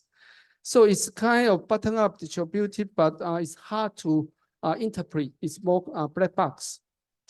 And probability model is easily to incorporate domain knowledge, constraint, uncertainty, so that we can do transfer learning. And neural network is hard to do that. And based on criterion, probability model is hard to solve. Like Shinji say, there are a lot of mathematics to handle, but neural network is easily to just backpropagation. And every tool has been very convenient. So based on this different objective, different perspective, we would like to pick different pros from different paradigms and try to handle Bayesian learning for neural network. This is a task we extend from structural map to Bayesian language model is more neural network language model. Think about this is input, and based on this recurrent neural network, we are calculating probability, for different for the current world based on the history words. So history is accumulated based on these recurrent states. And we introduced Bayesian. We published a paper in Bayesian recurrent neural network for language model in IEEE transactional neural and language model. This paper we implement, apply into on top of the neural network parameters theta. This price based on Gaussian, and we maximize map, but beyond we go a kind of variational base. We maximize a lower bound of likelihood and come out with the estimation of hyperparameters. So we can carry out this hyperparameter for actually is a kind of Dirichlet prime for the multinomial distribution to carry out this Bayesian neural network. And the formulation can be based on a kind of solution we refer from Bishop textbook. But now we move to more deeply to how we derive deep Bayesian learning. From my perspective, the building block is based on variational autoencoder. This variational autoencoder can be embedded in everywhere, every components in different framework, different application, different variables. From autoencoder to variational autoencoder, the point is to pick the latent variable from latent distribution. So we come out with a kind of reconstruction error, we minimize, and we find distribution to sample and try to find distribution for latent variable. So we come out with a generative model and the recognition model to carry out this VAE. And again, the lower bound is maximized to carry out variational autoencoder, and backpropagation come out with a stochastic backpropagation we can realize. And this can be further extended to the recurrent neural network based on this variational base.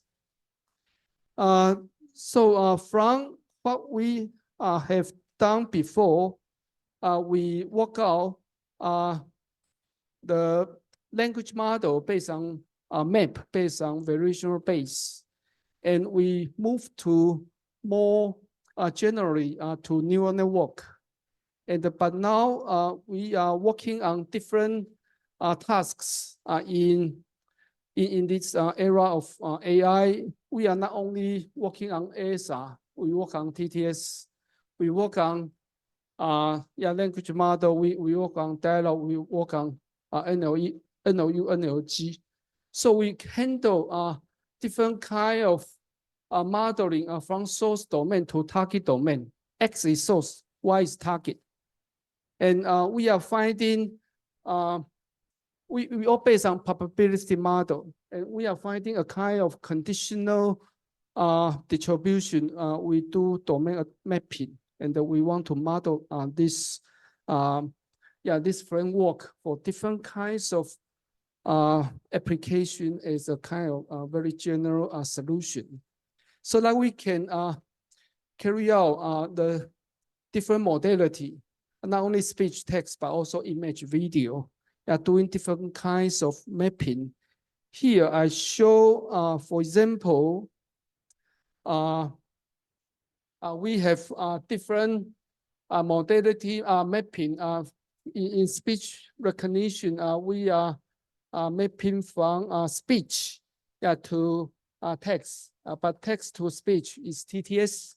So we are building a probability framework from X to Y. And the latent variable probability model, a map, variation base, give us the insight to see the latent space Yeah, so that we can make the latent space to be more delicate and even more disentangled to find different attributes to carry out different applications. So this can be extended to image and the video, come out with text to image or image caption or different kinds of speech-to-speech translation, talking face generation. So actually, we also carry out different works in different modality transformation. So this is the last slide I want to show. We are working for multimodality. Take example, TTS and ASRU are all different modalities. How we build a posterior distribution to provide sampling, to look more specific for the latent space, so that we can carry out generative model as a kind of conditional model. So we are doing a kind of generation model for different applications. Started from my PhD as a student of Professor Lee, and also when I was a visiting scholar in Georgia Tech, we learned quite a lot, and we look forward in this era of deep learning. So we work out some solution. We have a poster in the nice stand.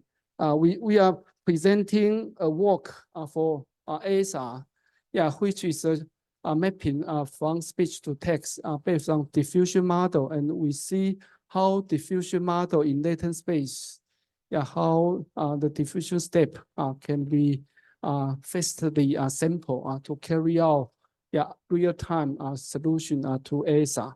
This is my presentation. Thank you for your attention. Thank you very much. Markov, you are.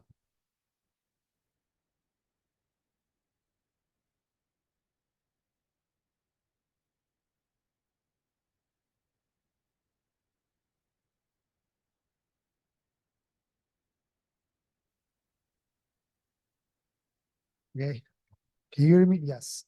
Okay, good afternoon, everyone. It's a great pleasure to be here. Practically, I started to work on Bayesian framework like 10 years ago when I was a postdoc at Georgia Tech with Professor Lee. So I read all of your papers, as Shinji said, very, very carefully. And then Chen Wang and then Hai at that time, and now with who is a current Professor Lee student, we are taking advantage of all the work you did, and we are applying to deep neural networks. And in this case, we will talk about maximum posteriori, mainly adaptation for DNN parameters.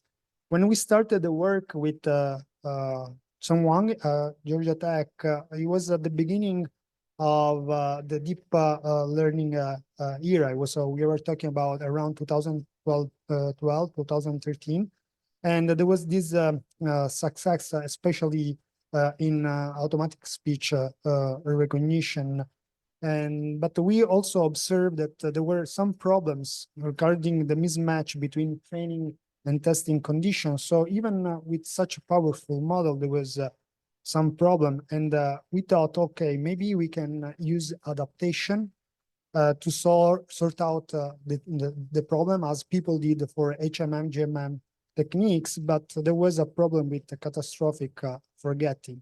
And apparently, SMAP needed to be adjusted in order to the maximum posteriori framework need to be adjusted in order to work also with DNN parameters. So I will say those things during this presentation. So the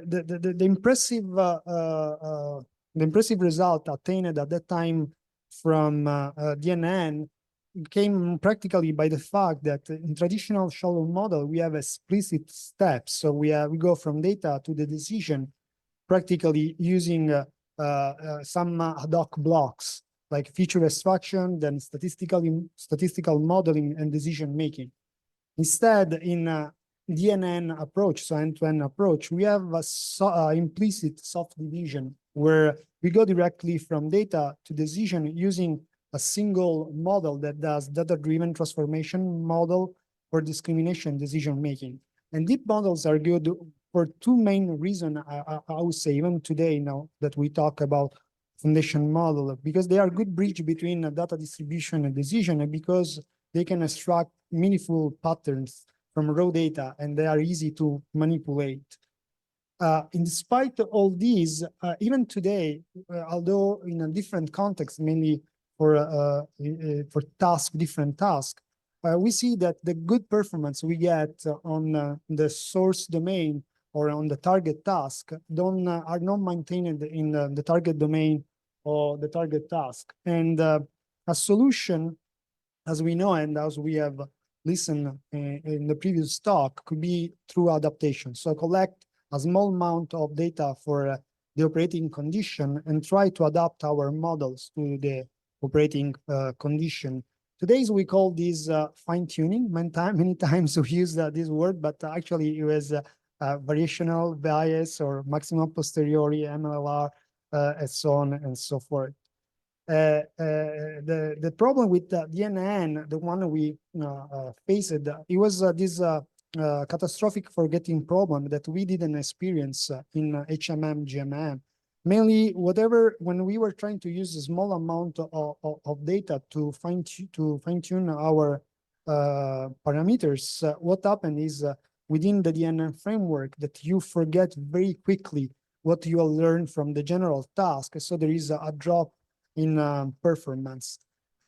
We got two papers accepted about this problem in APIPSA in 2016, and then in the neurocomputing 2016, we provide two solutions. One was a flat solution using maximum posteriori with a Gaussian prior, and the other one was trying to mimic what Shinoda did and structural adaptation using also multitask learning.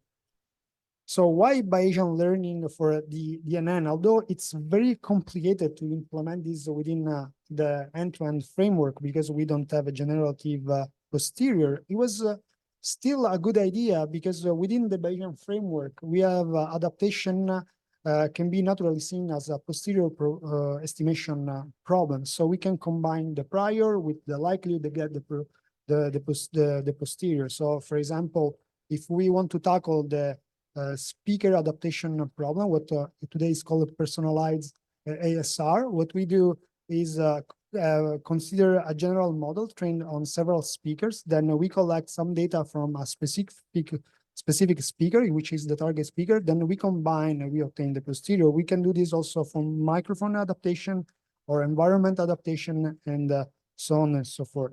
But for the DNN, it's not as easy as we do with conjugate prior for GMMs and GMM HMMs. So we had to come up with another idea. And what we did is considering the parameter, which means the weights of the DNN as having a distribution, for example, a Gaussian distribution with a given means and a given covariance matrix.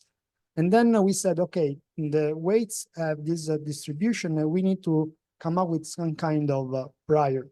So we consider that the training data could have been split into k different subsets. So if we have 20 speakers in the training data, we will have 20 different subsets. And then using empirical bias, we estimated k different set of weights, and from them we could come up with the mean and the covariance matrix of our prior.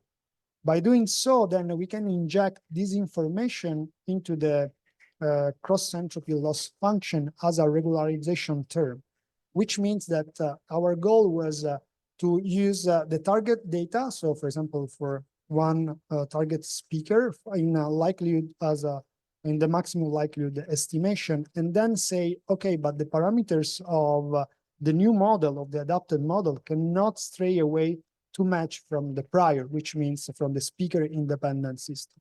In this way, we were able to avoid the catastrophic forgetting.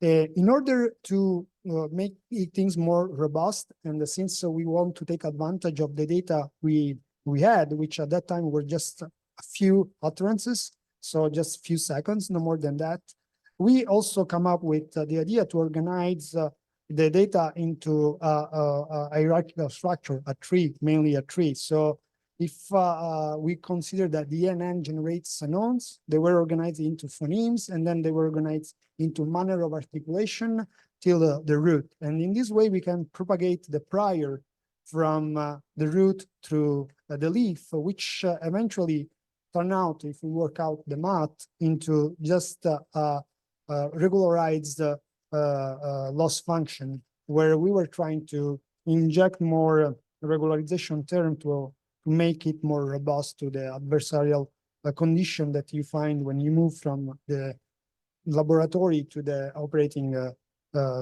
conditions. So this idea, the two ideas I just mentioned, were good for contrast catastrophic forgetting, so either flat map or structural map.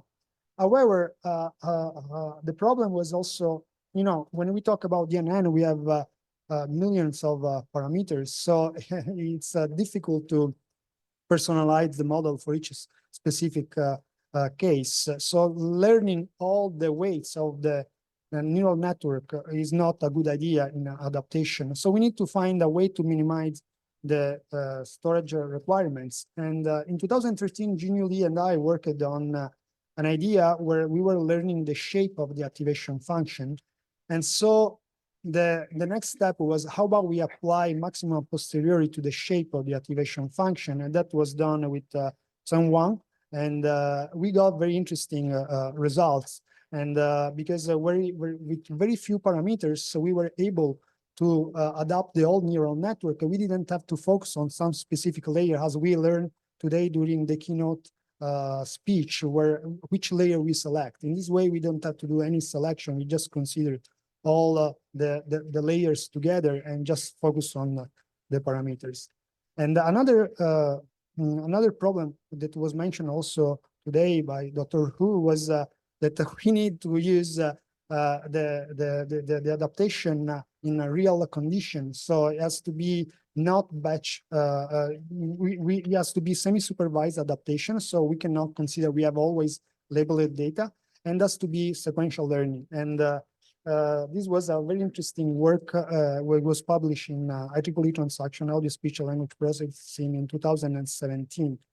And combining these three ideas and applying to, at that time was a switchboard, we were able to see that even with one single utterance here, we got an improvement. Of course, with one single utterance, we are talking about 1 second, something like that. It's not like you can get a big improvement, but at least we avoided the catastrophic forgetting problem, because if this is the speaker independent model, and then this is the speaker adapted model, already with an utterance, at least you don't get worse. And at the same time, increasing the amount of utterance as they come, we could improve the final performance. So this was a very exciting time at that time. Everybody was very interested in this work, and eventually today we are extending it with Hu, who is another student at Georgia Tech with Professor Lee, and I am co-supervising it, where we are trying to extend maximum posteriori and variational Bayesian learning to deep latent variables. And in this case, instead of talking about the problem is still acoustic mismatch, addressing the problem of acoustic mismatch, but instead of being inside the ASR framework, we are talking more about audio classification task. And we want to work on deep latent variable because they represent, they are an observable representation of the data, because they can encode the transferable distribution of information, a structural relationship, as JT just said. And we need to come up with an idea in order to have this prior and the likelihood combination in order to come up with the posterior information. And the idea was this: okay, suppose that we have a deep model, doesn't matter whether it's a feed-forward, recurrent, or as a convolutional layer. We can split this model in 3 pieces, where we have one part which parameter are called theta, another part which the parameter are called omega, and then we have this latent variable. And we assign to this latent variable a prior and a posterior. And the idea is that our model parameters, lambda, are represented by lambda, zeta, and w. So we split the whole model into 3 parts. Then we say that the model for the target model will be equivalent to the source model given the data. And this is the prior knowledge. And using Bayesian learning, we can come up with a Bayesian formula. Actually, we can come up with the posterior distribution. Of course, this is, as Shinji said, a very intractable problem. But if we leverage the elbow, we can sort out this problem, and we obtain very top result on the task 1 of the case 2022 challenge, where the problem was a microphone mismatch. So we had only one microphone, source microphone, and then we had to test to 8 or more microphones. Some of them were simulated, some of them were real. So Bayesian learning is still very useful, as we are learning today, and many of you already said, and I think it can also affect foundational model. So to wrap up, the Bayesian framework is a solution to combat catastrophic forgetting, and definitely useful for acoustic mismatch, either through MAP or variational bias. This is a list of the paper we put together on this topic. Thank you very much.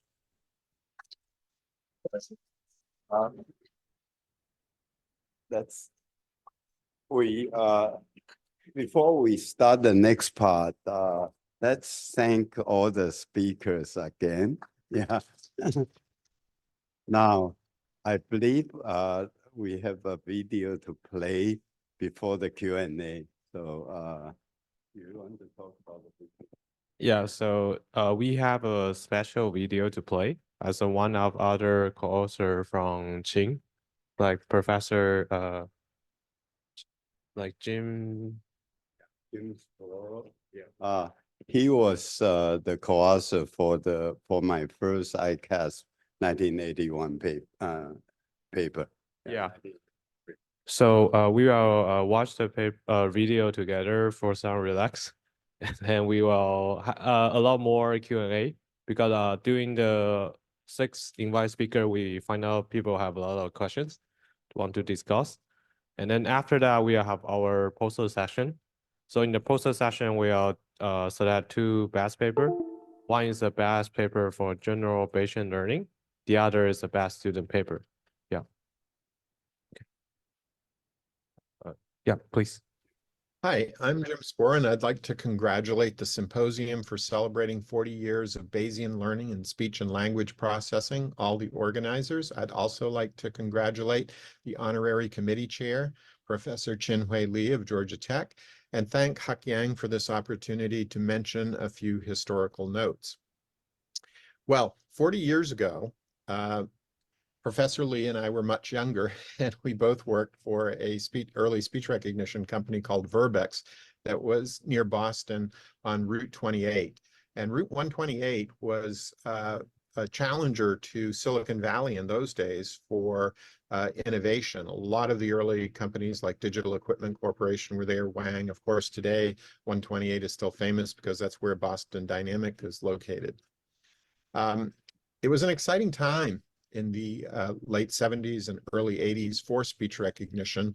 More people were starting to use speech recognition, but of course we didn't have access to tens of millions of hours of speech data online like the folks at OpenAI who developed Whisper have. We we had to set up a toll-free number and collect speech samples from friends and family.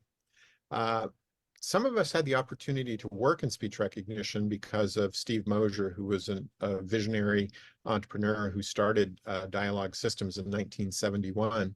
And if you're interested in these early speech recognition systems, there's a URL here.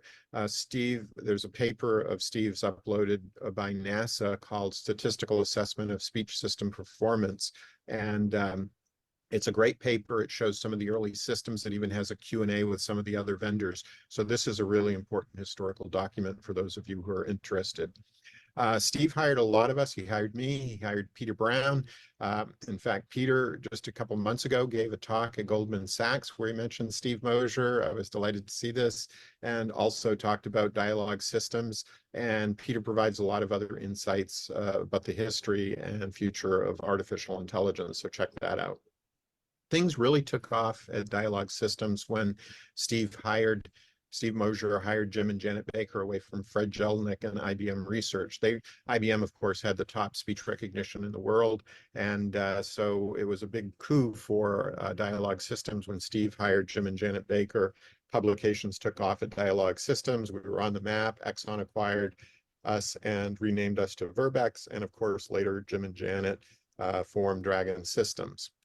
Well, that's about the end of my historical remarks.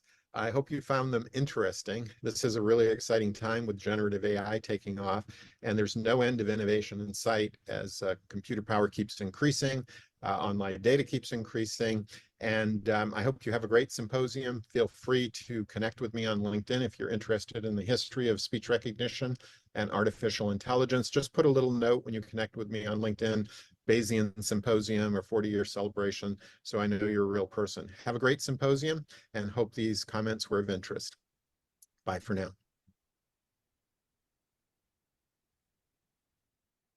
Really nice video. And we will set up the table for the privilege and the honor chair and the invite speaker. And meanwhile, I know it's a long afternoon, so you can take some water. And they will set up for 5 minutes, and then we'll have the general Q&A. Yeah, please.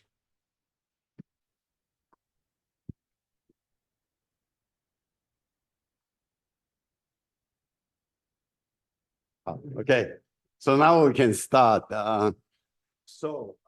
Looks like we had our break already, so we can actually have a longer time for Q&A. Now, today, I think we heard a few talks about Bayesian learning, some of the fundamentals and some of the extensions and beyond.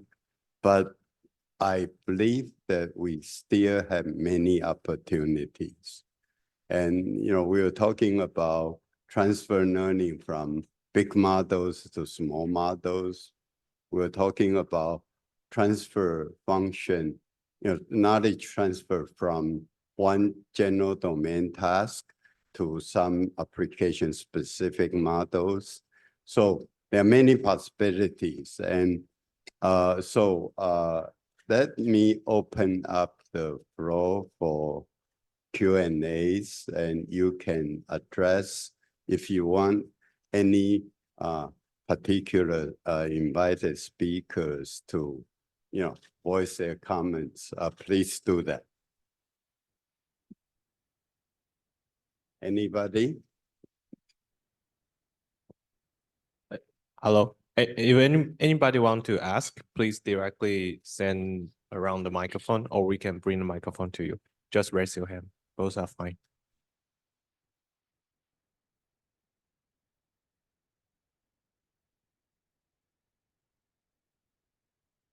Okay. Yeah, Chien-Hui, go ahead. Yeah. I think for especially in the field of adaptation with all the kind of Bayesian method with the prior, we just need a very few samples, and then we can do the adaptation. And recently, I have to say from industry, we have to look at the large language model and so on. There is also the kind of in-context learning. We just provide some this kind of samples during the adaptation, just show some case, and then the model can do the in-context learning. Do you see any connection between this Bayesian-based method and the recent in-context learning? Thank you. Any? Okay. I can take this. Yeah. Hello?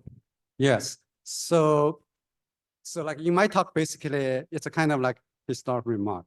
I talk about all the things, but I emphasized that at the end of my talk, I emphasized that so specific tricks, of course, is important, but not the most important thing. So in my mind, the most important thing is Bayesian thinking. And then we have a lot of Bayesian tools, so-called tools. Then given like a new application or scenario of new problem you want to solve, it's up to us to wisely use this Bayesian thinking to guide us to choose right formulation, to use the right tools, the right tricks to address the problem. Like for the question you asked specifically for in-context learning in this large language model era, actually, it's very timely, your question. So in the Neuro IPS conference, just like concluded, and like Professor William Wong, his team from UC Santa Barbara. So actually they published a very, very nice paper. So essentially they use this Bayesian formulation to view large language models, this in-context learning. First of all, you can view this large language model as a latent space model. So many colleagues mentioned this keyword, latent space model. So latent space model is a Bayesian formulation. And then if you formulate this as a latent space model, then it turns out for in-context learning, so in-context learning is a very, very special way of doing adaptation. So then based on that latent space model, they come out a specific solution, say, hey, if I know what kind of task I'm going to adapt, then you can come out a way to select those demonstrations in a very smart way.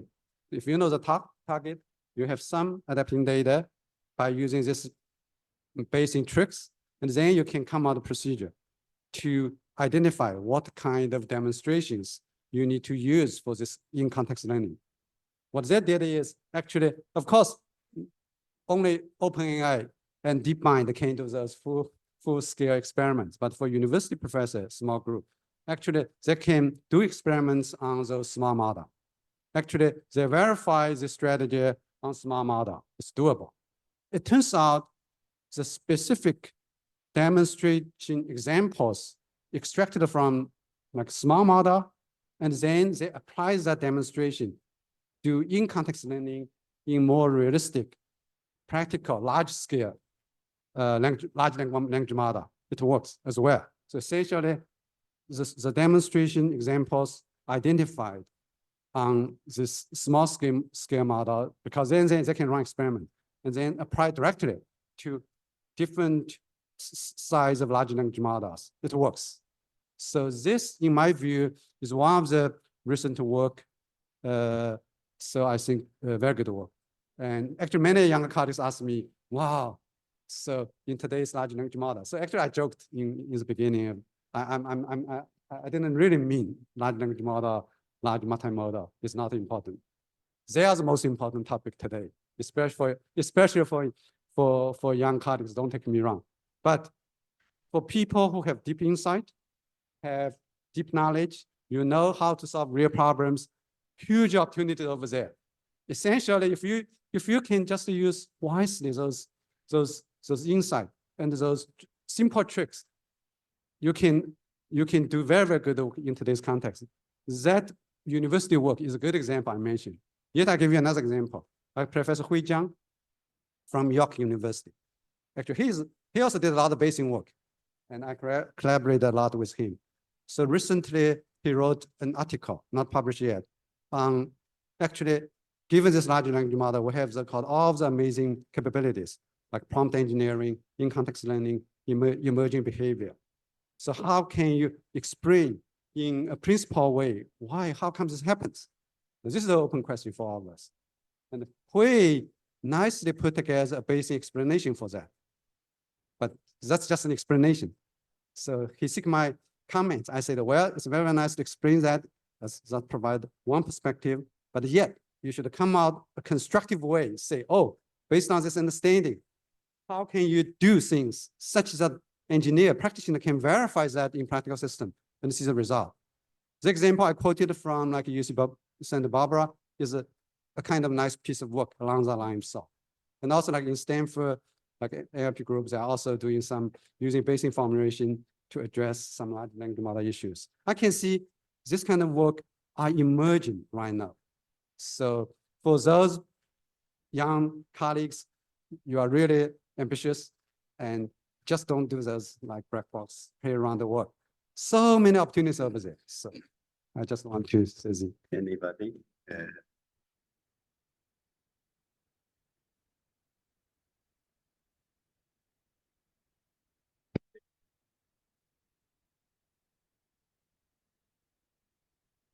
Audience, can someone check that? And then here, any other questions for on-site audience?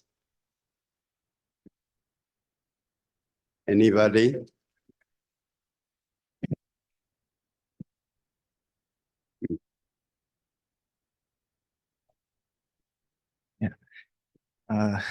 Hi, I'm a PhD student, Wang Youzhang from Shanghai Jiaotong University.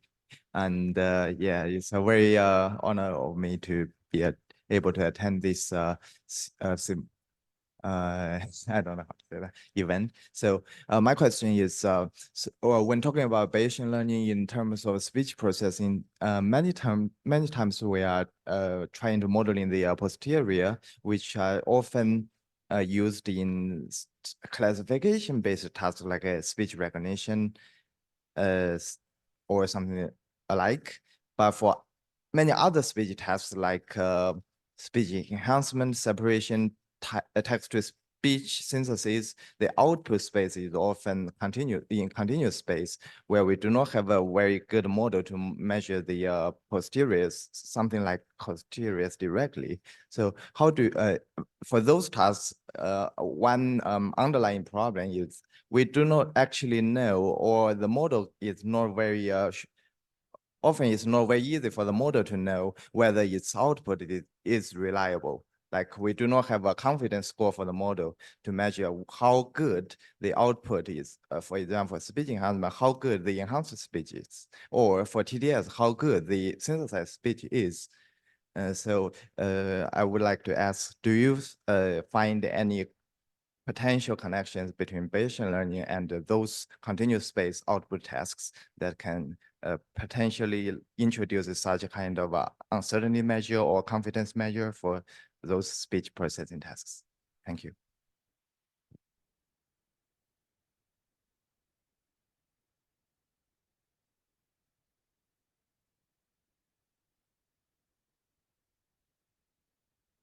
Yeah. So no, actually, that's a very interesting question because you are right. But lately, what has been proposed, and I also contributed on that for speech enhancement specifically, is to address the problem, to cast the problem into a classification problem, and you can do that using partisan window. So you discretize the output, or you can assume that your so for example, if you do end-to-end speech enhancement with a neural network, you can consider that you want to estimate the value of each bin of a short time Fourier transform, right? And you can consider to quantize those values, or to represent those values as they belong to a Gaussian. So you can come up with a sort of histogram representation. And from there, practically, you can recast the framework into a classification framework, and also, it again apply some sort of Bayesian adaptation. So that is doable. Actually, people are trying to work on that. Of course, it's not a major research path, so there are few people working on it, but yeah, there is some effort, and this is a way to take into account uncertainty, because we were talking about this, right? So to take into account uncertainty, address the problem. Maybe you can look at the recent paper I published on signal processing letters in 2021, which is just about that. Hope that addressed somehow your curiosity. Yeah, that reminds me that I think that what Marco mentioned is also the one way actually we had such kind of the method. People may call it the uncertainty estimation, the missing feature method, which is actually try to kind of they estimate the variance of the speech enhancement. Used to be speech enhancement was also the statistical method. So we actually could naturally have a variance. And then in the back end, the acoustic model is speech is also Gaussian. So we actually can marginalize this kind of variance and then make a robust decision. So yeah, I just kind of mentioned it as a kind of classical method, but this kind of method can be extended in the current the method, as you said, like a speech enhancement. We could also the predicting the distribution rather than the simple regression, and the backend to somehow kind of the marginalize this kind of information. I think it can be a very good formalization, and we can have as we showing in the missing feature or uncertainty estimation, we may have a very robust the integration of the front end and the back end, which is one of the still kind of the difficult problem in the robust ASR. Yeah. Thank you.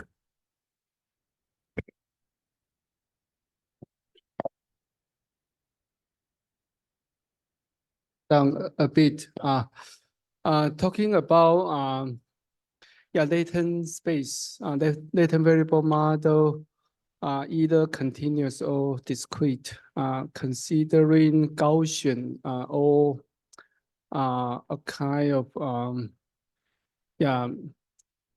categorical distribution. There do you can see different works. Even in this era of GPT based on transformer encoder decoder, actually based on what you want to model, it's a kind of non-autoregressive or based on non-autoregressive transformer, attention-based.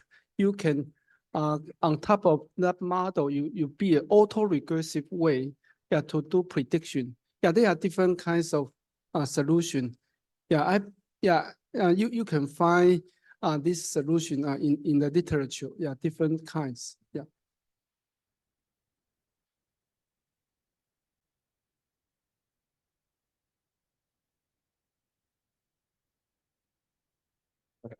Hello everyone. I'm a student of Professor Lee, and I just want to know, because in the past we have a generative model, they input the label and the model output the distribution, and that's why we need a Bayes rule to have the estimation.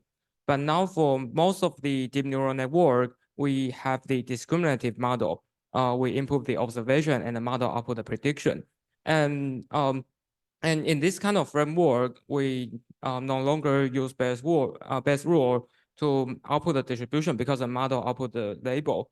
So I just want to know that in your point of view, how can we make use of the Bayes rule or like our understanding of Bayesian model to improve these kind of discriminative model?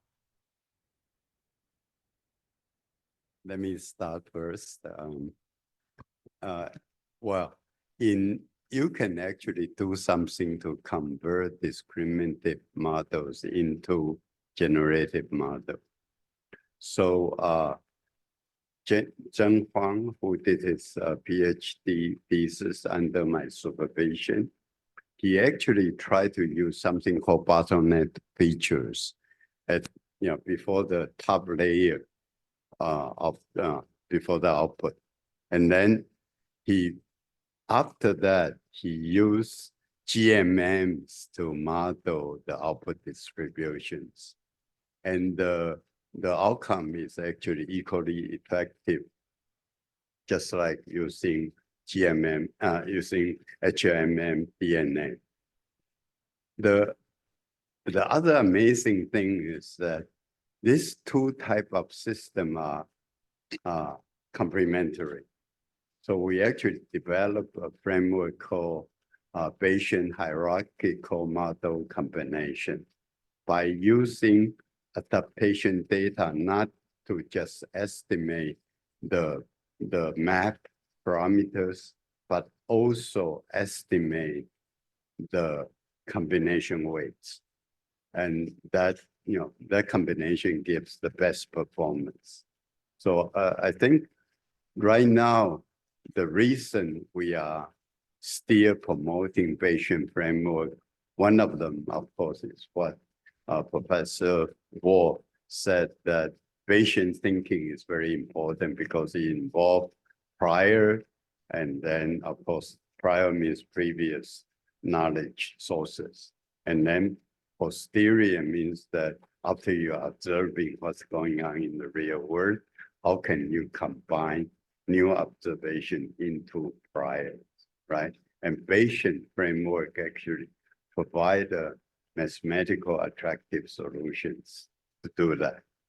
So again, one way to generate, to do generative model from discriminative models, there are many, many ways to do that. But, the bottleneck feature is one way, latent variable is another way. So let me try to answer your question in first principle. So, so at the end of my talk, I mentioned a book chapter I wrote. I forgot, 20 years ago, long time ago. For your question, if you want to seek the answer to questions, there's an answer over there in the book chapter. So essentially, if you talk about the classification problem, then until today, in my view, there are two paradigms. One is to model joint distribution. That is so-called generative model. So provided whatever random variable you're interested in. So your target is try your best to estimate the joint distribution. If you know the joint distribution, then the best decision rule for classification is Bayesian decision rule. That is the theory, upper bound. And then in practice, of course, you need to make all kinds of assumptions and then decompose that problem in different way. Like we're used to in speech, we have this so-called plug-in map rule. So given the joint distribution, we decompose it into product. So we have acoustic model, language model, and then do decision. Actually, the map decision is actually you only need to know the posteriori, given observation. What is the probability of class? If you know that, you can make decision, right? So, but in order to get that decision rule, what the knowledge sources you learn from your training is actually our acoustic model and language model. Well, if you know joint distribution, of course you know everything. No, so that is the first principle. That's one first paradigm. Generative model, so-called. I never used this term generative model. So those are not so precise. So I talk about the first principle, mathematics. And then the second paradigm is people call it a discrete modeling or whatever. Well, in theoretical term, we call it that second paradigm. If you're talking about classification problem, then we call it maximum discriminant function-based decision rule. So you can come out any kind of discriminant function you want. The role of discriminant function is essentially given observation, given class, you want to define a similarity measure, larger, more similar. Or if of course, you can also define inversely. But anyway, it's a discriminant function.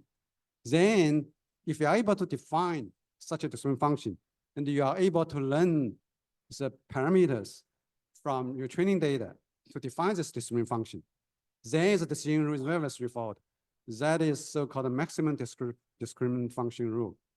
And then under certain assumptions, theoretically speaking, given the representative training data, given the enough flexibility, degree freedom of the discriminant function, actually this decision rule can approach asymptotically approximated to Bayesian decision rule. That's the theory, that's the very first principle. So essentially, in pattern recognition, in statistical pattern recognition, so we have those two paradigms. I used to joke, actually, we have 2.5 paradigms. What is that 0.5? Large margin. When you talk about the generalization, where you can build in the notion of margin into those decision rules. But as everyone knows these days, so nobody care about those kind of concepts. But yeah, but at high level, to answer your question, we have those two paradigms. The question you ask is actually the second paradigm. What's the connection of this so-called discrete model with the Bayesian framework? As I have explained you already, this decision rule, if you do things right, will give you a asymptotic result approaching to the result of Bayesian decision rule. At least you see a keyword, heard a keyword, Bayesian over there. That's a connection, that's a real connection. So modern example of flexible discriminant function starting from so-called deep neural networks today, transformer, whatever young colleagues invent new things. So that is very clear, very, very obvious. So no doubt at all. So no any ambiguity over it. Hope this can help you, motivate you to read some older papers. Thank you. Thank you so much. I think that's a very good suggestion because many of our colleagues right now practicing machine learning, but they never read some of the foundation papers. Okay. Now, I think Professor Hall talked about the second paradigm, minimum discriminative framework. Maximum discriminant. Maximum separation or minimum, yeah. So separation, of course, is involved, right?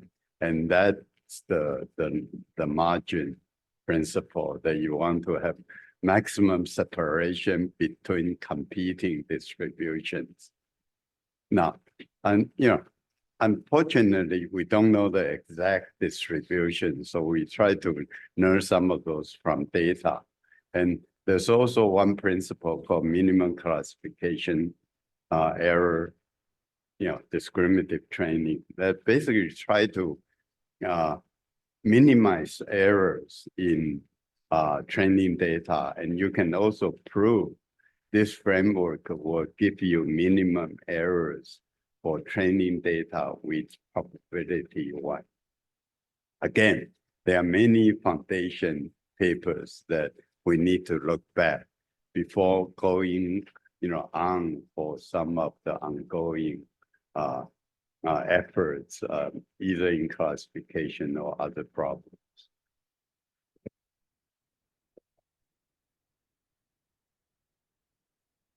Hi, I really enjoyed the talks. Thank you very much.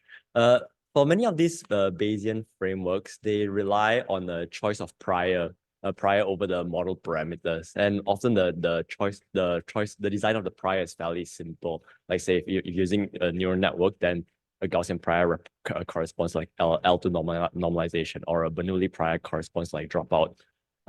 So now with all these new large language models, since the trend seems to be transitioning to the next era of AI where the model has some form of understanding maybe, I'm wondering, are there any ideas about how to get the prior also to the next level? Like maybe the prior should be over common sense. Certain things are common sense and some things are not so common sense. So common sense should have a higher probability. Any ideas in that direction rather than just using a simple prior over the weights?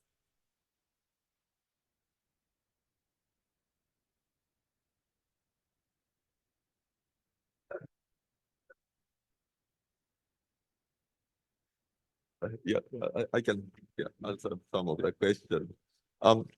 So the way to use the prior through the in the Bayesian method has a pros and cons, as you said. Due to the prior selection, that we have to have an additional kind of a flexibility, but at the same time we could incorporate knowledge, right? And I was actually thinking about the what would be a good way to incorporate the knowledge into the neural network, because our knowledge is except for the knowledge came from the data and the model, the data from some kind of the neural network and so on. Knowledge is actually quite having a explicit entity, like some kind of a word and corresponding some kind of attributes and so on.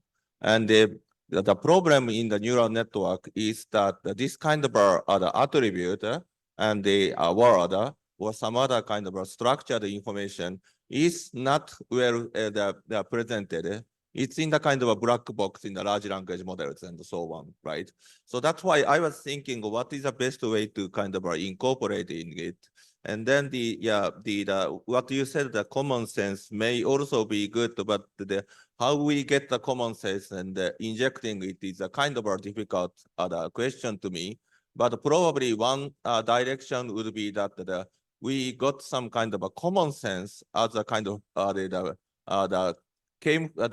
somehow try to pre-training some models with a large language model, and which can hopefully has a common sense, and then that is used as the pre-training and the fine-tuning, which can be a kind of one way to do that. But yeah, I don't have a good answer, and probably other people have a better answers for that. Structure is a way to Yeah. Yeah, as you said, I mean, finding the good prior is actually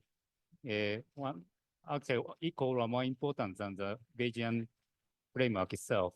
And maybe what I think is that, for example, now language model seems to be static, but the world is changing. They have to change. So in such sense, probably Bayesian, it is very effective for online learning. So if we have the changing world, we can use Bayesian approach very effectively. And especially when we have small edge device, we have to deal with many changing environment.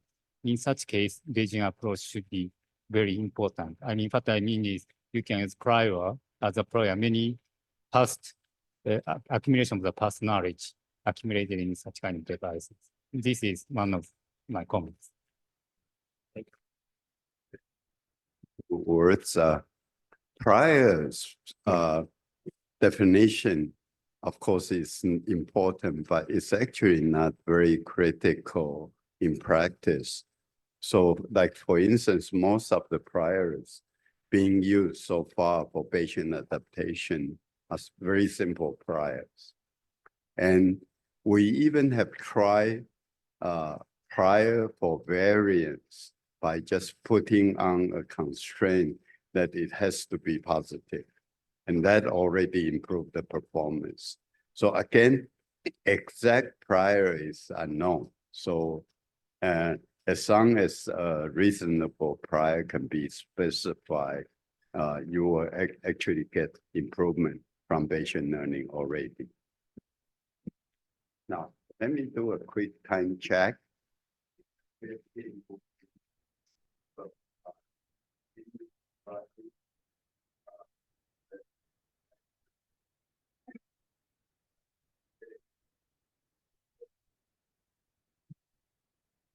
Yeah, thanks for the very nice talk on reviewing the Bayesian history in the speech community. This is like general questions.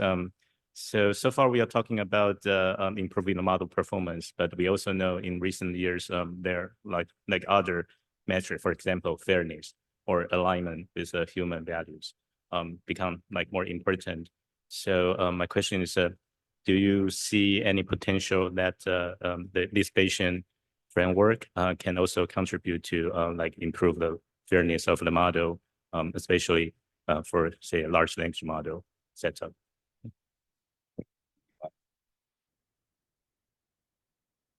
Language model, anyone?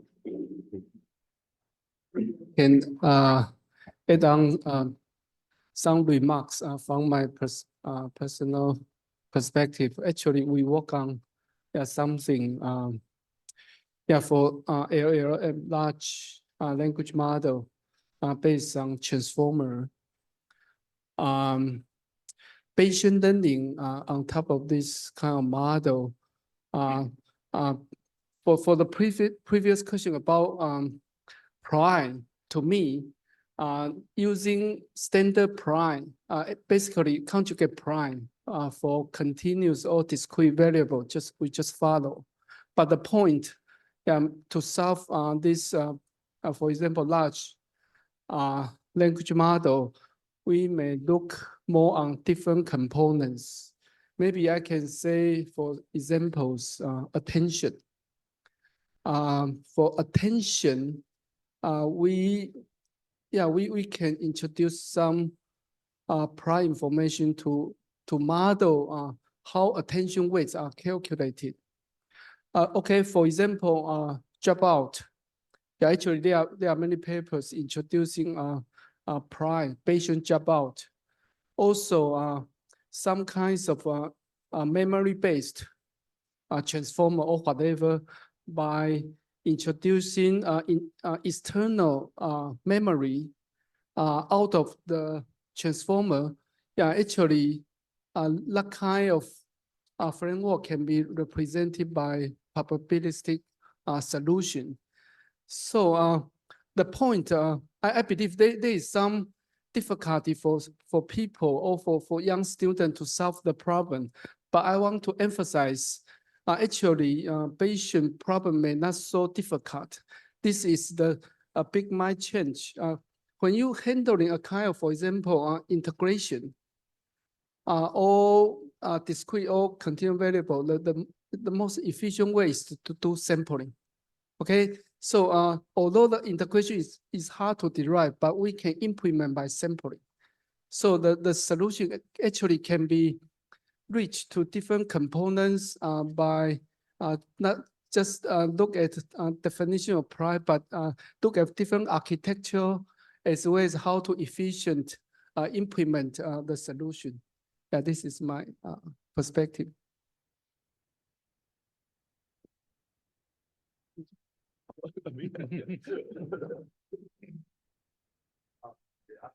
Remind me the one of the point that we could have some more the equation or math that we can apply to the current large language model is that, as Jens mentioned, attention weight is actually probability.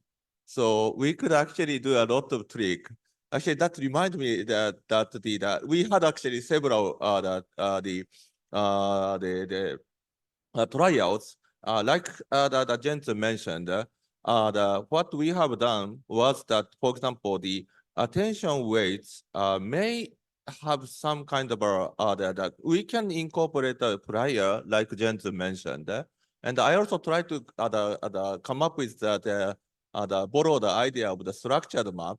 Anyway, what we have done was that getting the prior information of the attention weight of the lower layer as a prior, and the next transformer, we actually using this kind of the previously estimated attention weight as a prior, and then it's like again, the like structure map that was the predicting. We actually tried it, and it was not very good performance, but the attention weight estimation becomes very robust.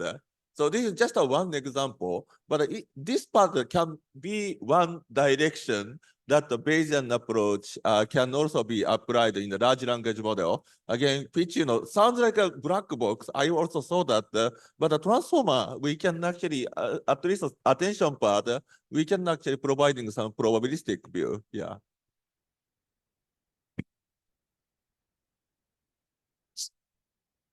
Yeah. Yeah, I think the question was about large language model, right? Did I get you right? Because you can use sorry. So yeah, so it's a large language model and also like improve the fairness. Yeah, because with respect to large language model, when people now trying to use LoRa to do the fine tuning, right? And then these are low rank matrix, and on that you can always recast it into a Bayesian framework as Professor Lee was mentioning and Professor Svendsen were mentioning during their talk when they were talking about MAP MLLR. So it's practically the same. Is that just that the terminology is different? It's difficult sometimes to match right away the things, but eventually you can also consider that you can apply you can come up with a prior on a matrix, and then you can again establish Bayesian framework. So I think he can still play an important role. Is that the problem that we have to face right now is to first actually understand those models. So maybe Bayesian will come into the picture in a few years. This is my thing, but definitely, for example, for LoRa, you can already consider Bayesian adaptation. I don't know if that addressed your question, but at least I hope he gave some perspective. Yes. So I know young colleagues are very, very curious about what you can do. So for large language model, whereas all of those other guys will lose their job and we have nothing to do. So actually, as I keep saying, if you know the history, you know the fundamentals, there are so many opportunities over there. Today's large language model, what's today's large language model? It's nothing more than given the context, predict next token. At the highest level, it's the same as n-gram, but you do it in a more complicated way. You leverage much more data, see much more things. The degree of freedom is much higher, right? If you understand that, then you just carefully check how today's large language model was trained. So either put together all the data and certain known tricks you train the model. Well, today, in order to deploy those models, due to different reasons, COGS of course is one of the reasons. There are other reasons. I guess many of you heard of like mixture of expert, right? If you do mixture of expert, you just do structure modeling explicitly, right? You think about it, I mentioned latent space view. You think about if you have this latent space view, I have shared with you a good work.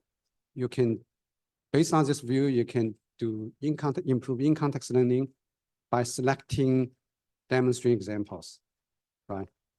You think about if you can use this latent space view, you just leverage this in your training stage.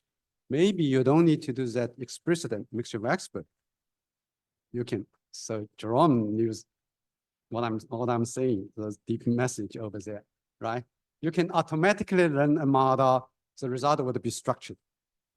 Given that, it's a very good pride. When you do in-context learning, prompt engineering, etc., it would be much effective. So straightforward for me. I don't know whether anyone have tried this or not, you know. So let me give you another example. If you know the fundamentals, everyone today, it's strange, no one asks the question about this generation. Like generation is so hot. If you look at the DDPM, denoising diffusion probabilistic model, it's a simple exercise of prior evolution. So it's Bayesian, man, right? So if you know fundamentals, well, for guys like him, if we want to make technical contributions, he can easily apply several tricks and come out so-called a new model. So opportunities, whole bunch of over there. But at the end of the day, like especially for people like me now working in industry, we need to solve real problems. So by pre-pruning, we have pruned a lot of options, and then we consider a few things to hopefully can really work. But for people working in academia, you have so many things to try. So I would suggest, especially for people working in academia, try all of those other things and don't compete with the industry, and go to fundamental, emphasize first principles. If you do that, I think next generation, next generation, you always so many great work you can do and make huge impact. So thank you.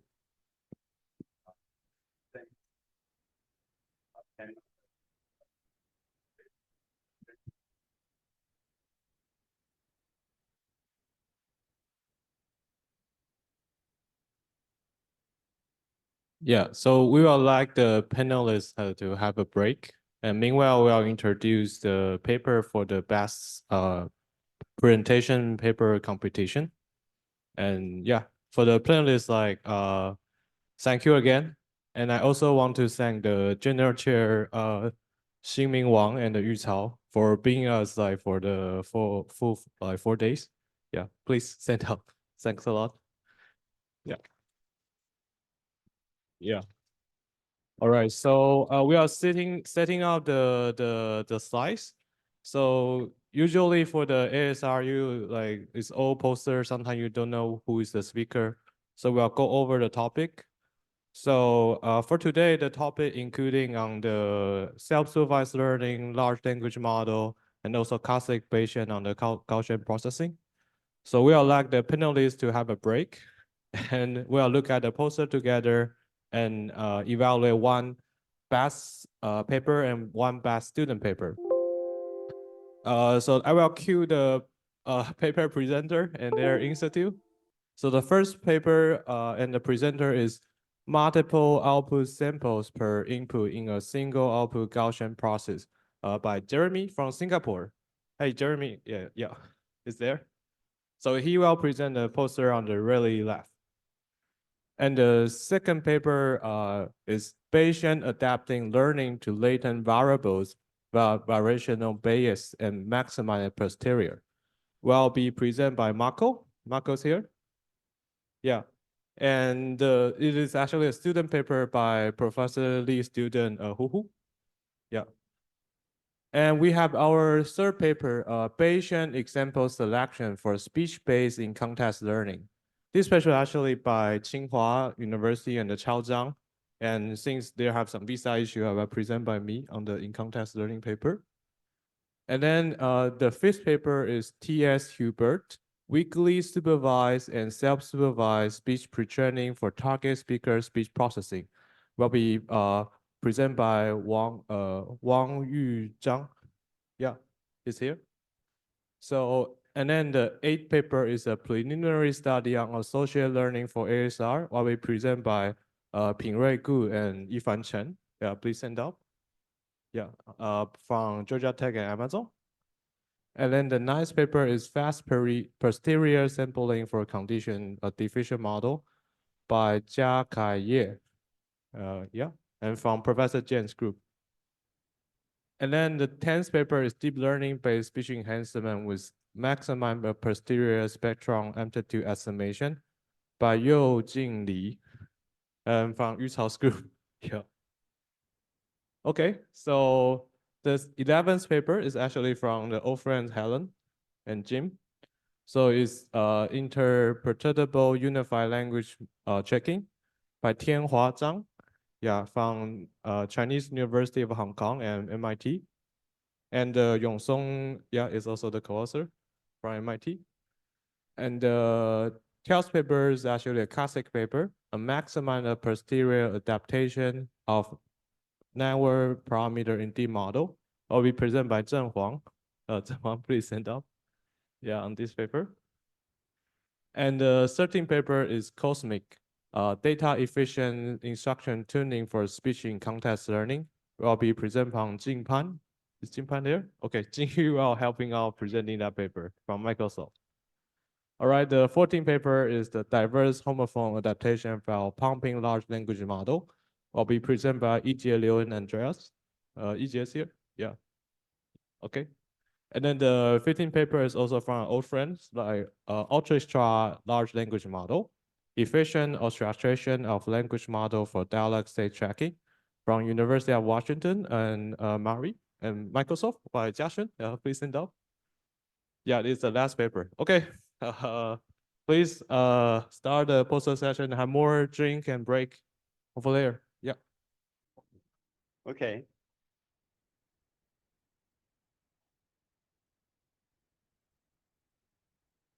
So, it's not an easy decision because we have actually many good posters here.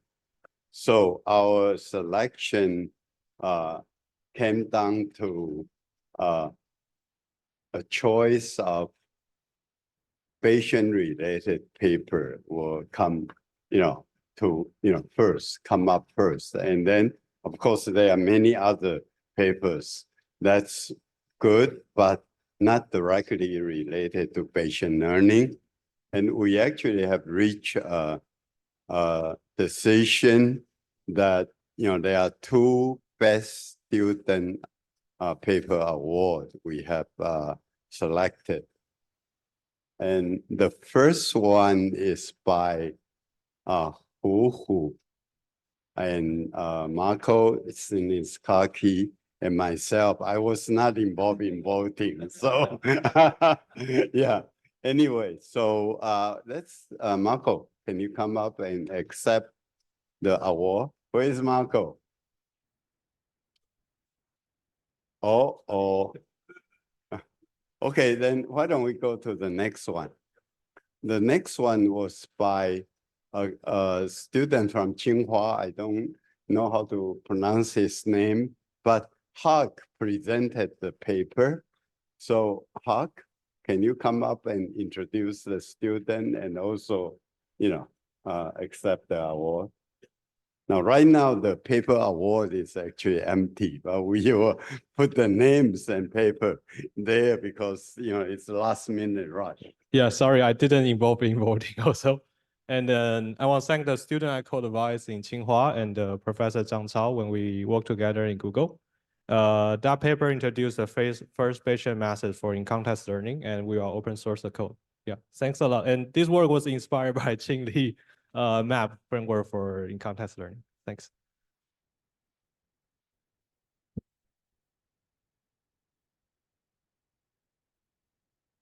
Okay, Marco, where are you? We are in a rush.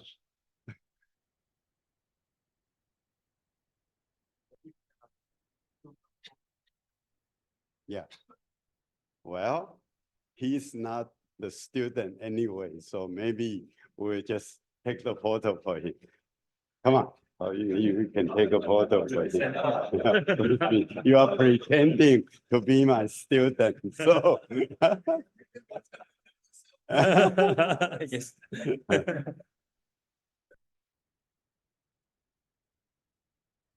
Okay, thank you very much, and hope you enjoy the rest of your stay in Taipei. It's cold and raining outside, but that's typical. Just two papers. Yeah. No, yeah, just two papers, 2 awards, and thank you very much again. Again, enjoy the rest of the raining and cold day in Taipei.